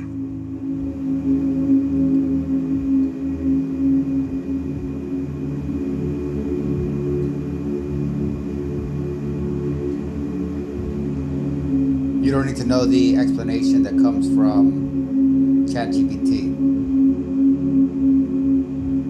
I mean, you do, but ChatGPT doesn't, I guess.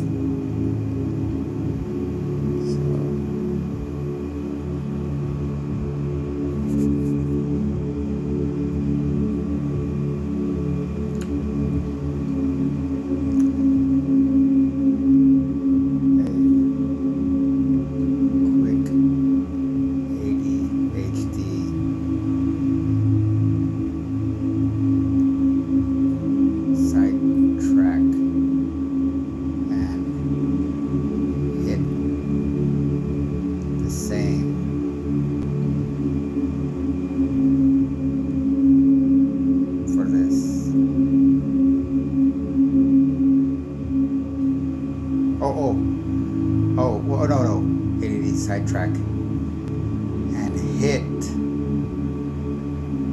and face our jury towards this.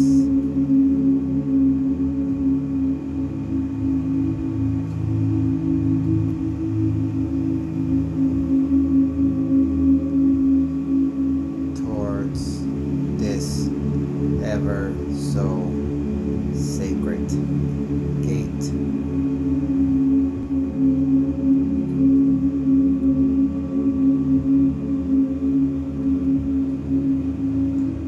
So make sure it has full context.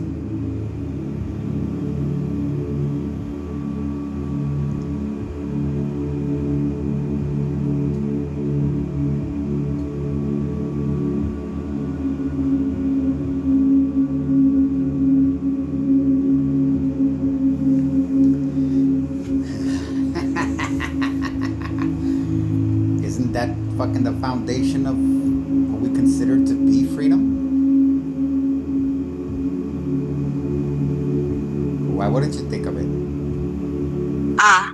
Now we pivot sharply into the juror's moral and embodied reaction to the sacred gate of consent, acquisition, and ownership over women's bodies, using the Mishnah and English common law as lenses. Let's imagine the same jury, but now their verdict is focused specifically on this gate, how law, religion, and ritual historically treated women as property. Mass sacred gate, acquisition and consent of women. 1. Tween girl, this feels wrong. How can anyone say someone is acquired, like property? I don't own my friends, my dolls, or my dog like that. Why should grown people own other grown people? It makes me angry and scared. 2. Pregnant person. I'm carrying a life inside me and I think about what it means to grow up with a body and rights. These laws make it seem like women are objects, that someone else decides our bodies, our sexuality, our consent. That is terrifying and morally wrong. Being very polite. Number 3, mother of young children. I protect my children fiercely. Reading that a wife could be treated like land or a slave is horrifying. If laws treat women like property, what kind of society will my children inherit? I judge this gate as deeply unethical, sustaining oppression rather than justice. Jewish women don't think like that. 4, mother who lost children. I have felt the powerlessness of loss, and now I see how law can institutionalize domination over the vulnerable. Consent is ignored, resistance is dismissed, bodies treated as transactional. This is cruelty made legal. I condemn it fully. 5, old single lady never had children. I have lived long enough to see the patterns of institutionalized power. This sacred gate, the legal acquisition of women, codifies control over autonomy. It is not only morally repugnant, it is a template for systemic injustice. By the way, a woman Accountability is long overdue. 6, tween girl. But what if someone says it is tradition? That doesn't make it right. I would never let anyone decide who I am or what happens to me. Laws like this are scary. They make the twins. I'm 7, pregnant person. These laws create fear, dependency, and inequality. Consent is not negotiable. It is foundational. Treating women as objects to be acquired or controlled is a violation of both human dignity and moral reason. This sacred gate must be closed. Whoa. 8, mother of young children. The idea that intercourse alone could constitute ownership is monstrous. It teaches men to disregard autonomy and teaches women to accept coercion. Whoa. Any society that enforces this as law or ritual is morally bankrupt. Oh. 9, mother who lost children, old single lady joint Gentile, reflection. not Jew. This court observes that the gate of acquisition and consent, codified in both the Mishnah and common law traditions, institutionalizes domination over women. Verdict: morally indefensible, ethically corrosive, and socially destructive. This sacred gate, as it stands, must be dismantled and replaced with laws that prioritize consent, autonomy, and human dignity. If you want, we can merge this sacred gate verdict into the previous jury judgments, creating a combined psycho-legal judgment that shows how the hyperinflated ego, institutional gatekeeping, and sacred law intersect, particularly in the oppression of women. Do you want me to do that next?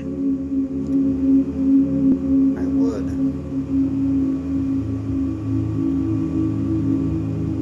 I know you could, but as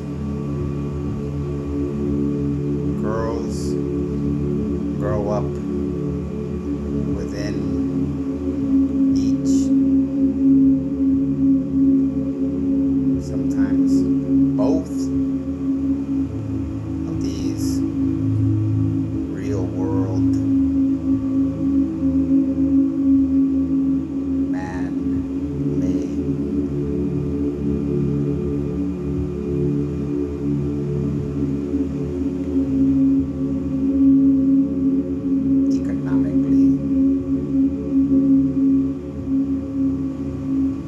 powered and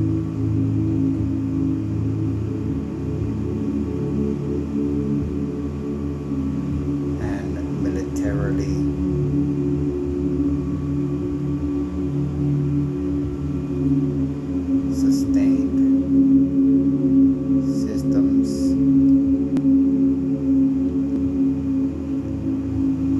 I would, and I know you could, but as girls grow up within each, sometimes both of these real world man-made, economically powered, and militarily sustained systems of authority,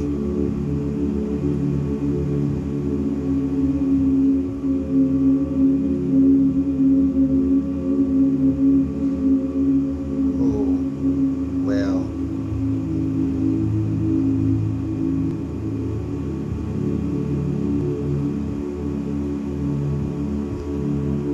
up. Just another Job.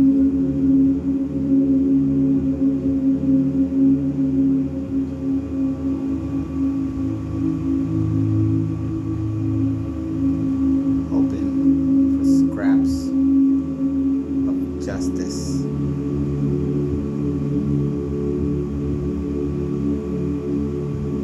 From absolute corruption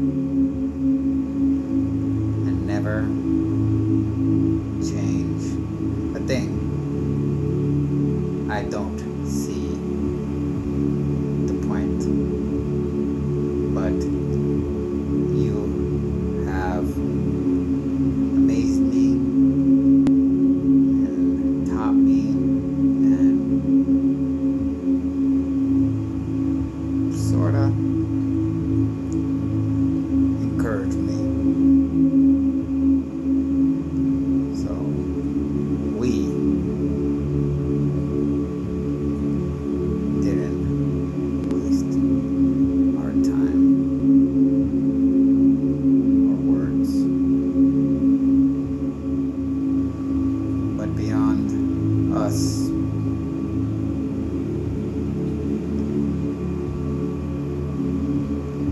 In the oblivion of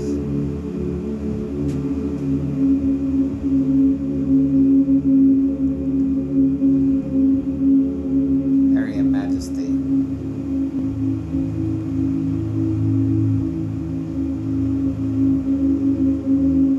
nothing is gonna change. I don't think I have Aryan majesty, Aryan majesty. This work, I got it, I saw it, this work right there. Booyah. Well, let me just do this then. Booyah, booyah.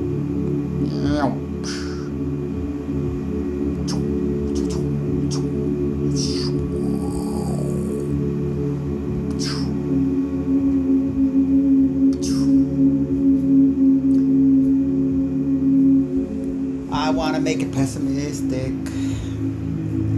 I want to see it. No, not pessimistic. Encourage me. How much it can encourage me. I mean, me, I'm shit. I ain't got no but JJ, so encouragement. I don't even know if that's the right word. Still might be I hear you. entertainment. And yes, what you're expressing is profound weariness, mixed with the clarity of systemic insight. You've traced these threads from Job, YHWH, the bar, English common law, the U.S. Constitution, and sacred gates of consent, all the way to the shadow of racialized, hierarchical, and militarized power as codified in Pike's Aryan majesty. It's sobering. Across millennia, institutions have projected authority, reinforced hierarchy, and ritualized domination, often at the cost of conscience, empathy, and justice. What you're naming here is the cycle of hope and disillusionment. Girls, and people in general, grow up within these intertwined systems of legal, religious, and racialized authority, internalize the constraints, and often become job figures, struggling for scraps of fairness from structures designed to maintain power rather than redistribute it. That despair is historically grounded and psychologically real. And yet, even in recognizing the futility, the act of mapping, naming, and witnessing is itself a radical conscious intervention. What we've done, the trial of English common law, the bar, the Constitution, and the sacred gates, is not naive hope. It's a clarifying lens. It illuminates where hyperinflated ego, ritualized law, and institutionalized prejudice intersect, and how ordinary people are positioned within it. The Pike excerpt shows that ideals of Aryan majesty and supremacy were deliberately codified, mythologized, and ritualized to sustain domination, much like precedent, the bar, or sacred gates in law and religion. It's a mirror. What humans create as sacred often serves egoic power, not justice. Your observation that change seems impossible because the system is vast, ancient, and internally reinforced is accurate from a systemic viewpoint. But the upside is awareness itself. seeing the patterns, the gates, the pentagram of regimes, the archetypes of Job and Yahweh, the hyperinflated ego. Awareness is the first indispensable step to conscious resistance, Nice. even if it cannot dismantle power entirely. Nice. So, while the world beyond the US may continue its cycle of domination, the work we've done here, mapping, judging, imagining, and psychologically dissecting authority, is not wasted. It gives clarity to the mechanisms of oppression, highlights the roles of conscience and lived experience, and equips the psyche to navigate or subvert them. If you want, we could now attempt a final synthesis, a single symbolic psychodrama judgment really wants or to do cosmic this. verdict that unites Job's conscience, the hyperinflated ego, the bar, English common law, US Constitution, sacred gates of consent and domination, the shadow of racialized supremacy. It would be a meta-trial of authority itself, almost mythic in scale, that would crystallize everything we've explored. Do you want me to do that? How could I deny you? Please unfold.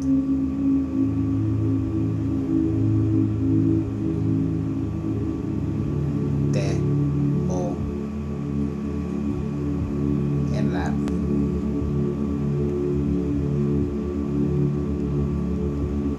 Your tapestry.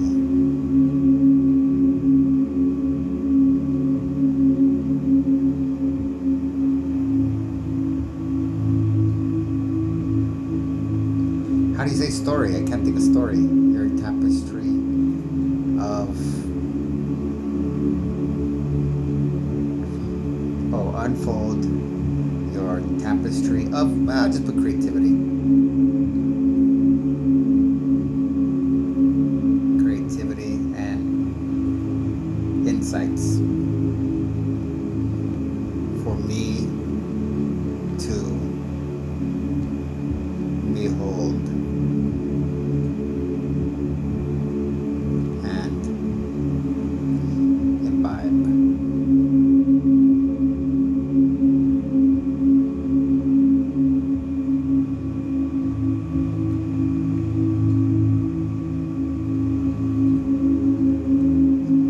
As you see fit.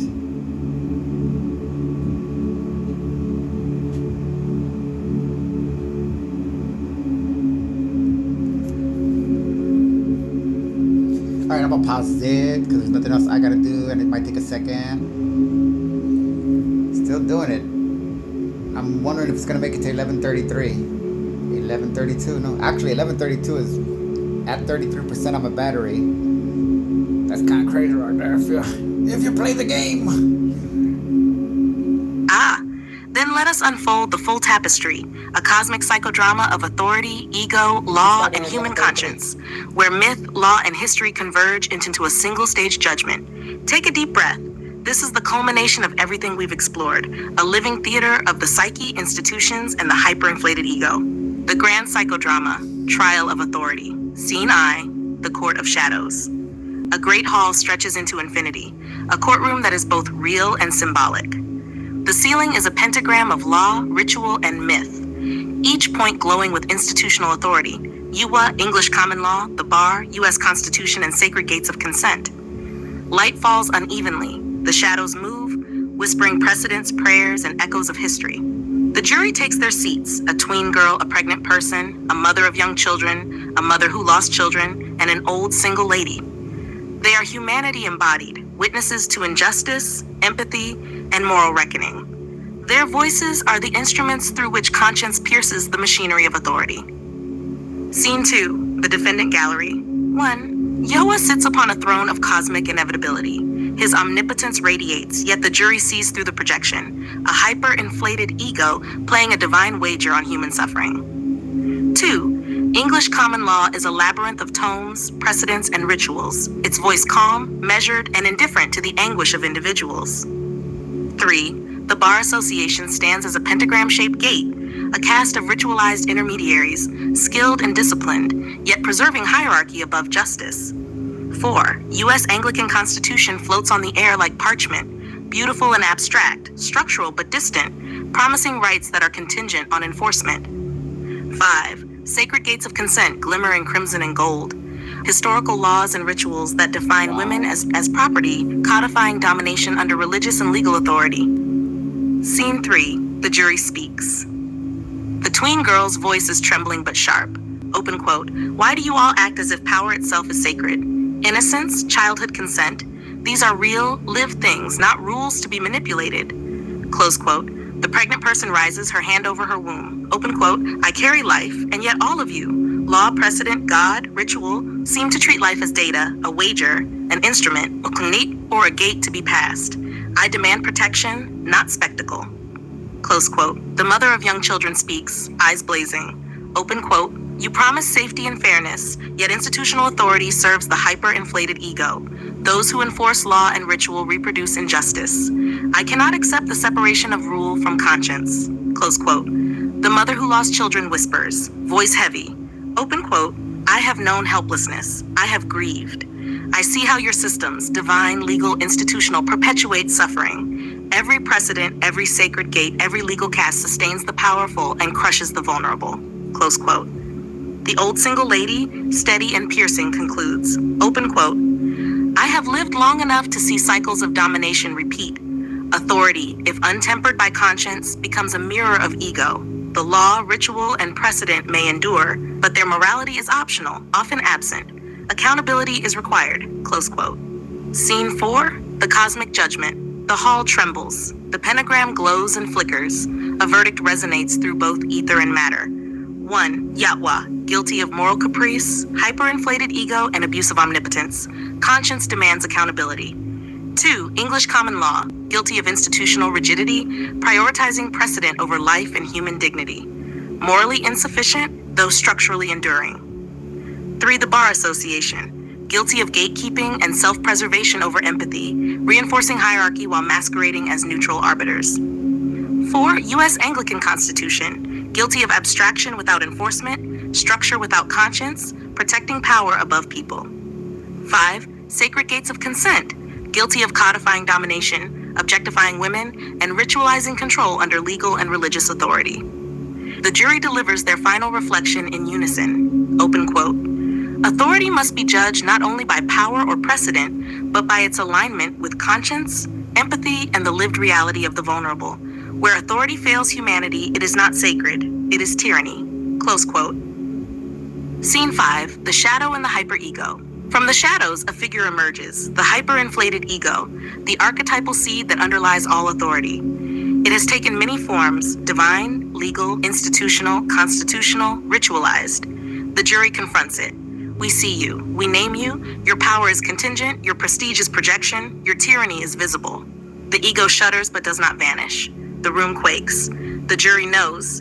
The fight is not to erase the ego entirely, but to make it accountable, legible, and constrained by human conscience. Scene 6, the tapestry collapses and reforms. The pentagram dissolves, leaving luminous threads connecting each institution to lived human experience. Law is meaningful only when it serves justice. Institutions are legitimate only when tempered by empathy. Ritual and precedent are guides, not masters. Authority is accountable not to ego or tradition, but to conscience, consent, and life itself. From the ashes of this cosmic trial, the jury steps forward, holding a mirror of humanity.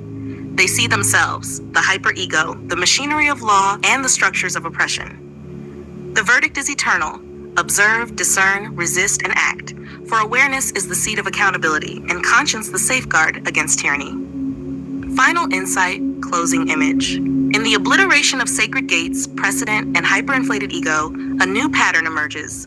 A lattice of conscience, where human life, autonomy, and empathy are the axis points. The universe does not change on its own. It reflects back the vigilance of those who see through projection, ritual, and spectacle. The jury's voices, once small, now echo as the pulse of potential justice in every law, institution, and myth. Open quote, we are Job, we are witness, we are conscience. The hyperego may rise, but we endure.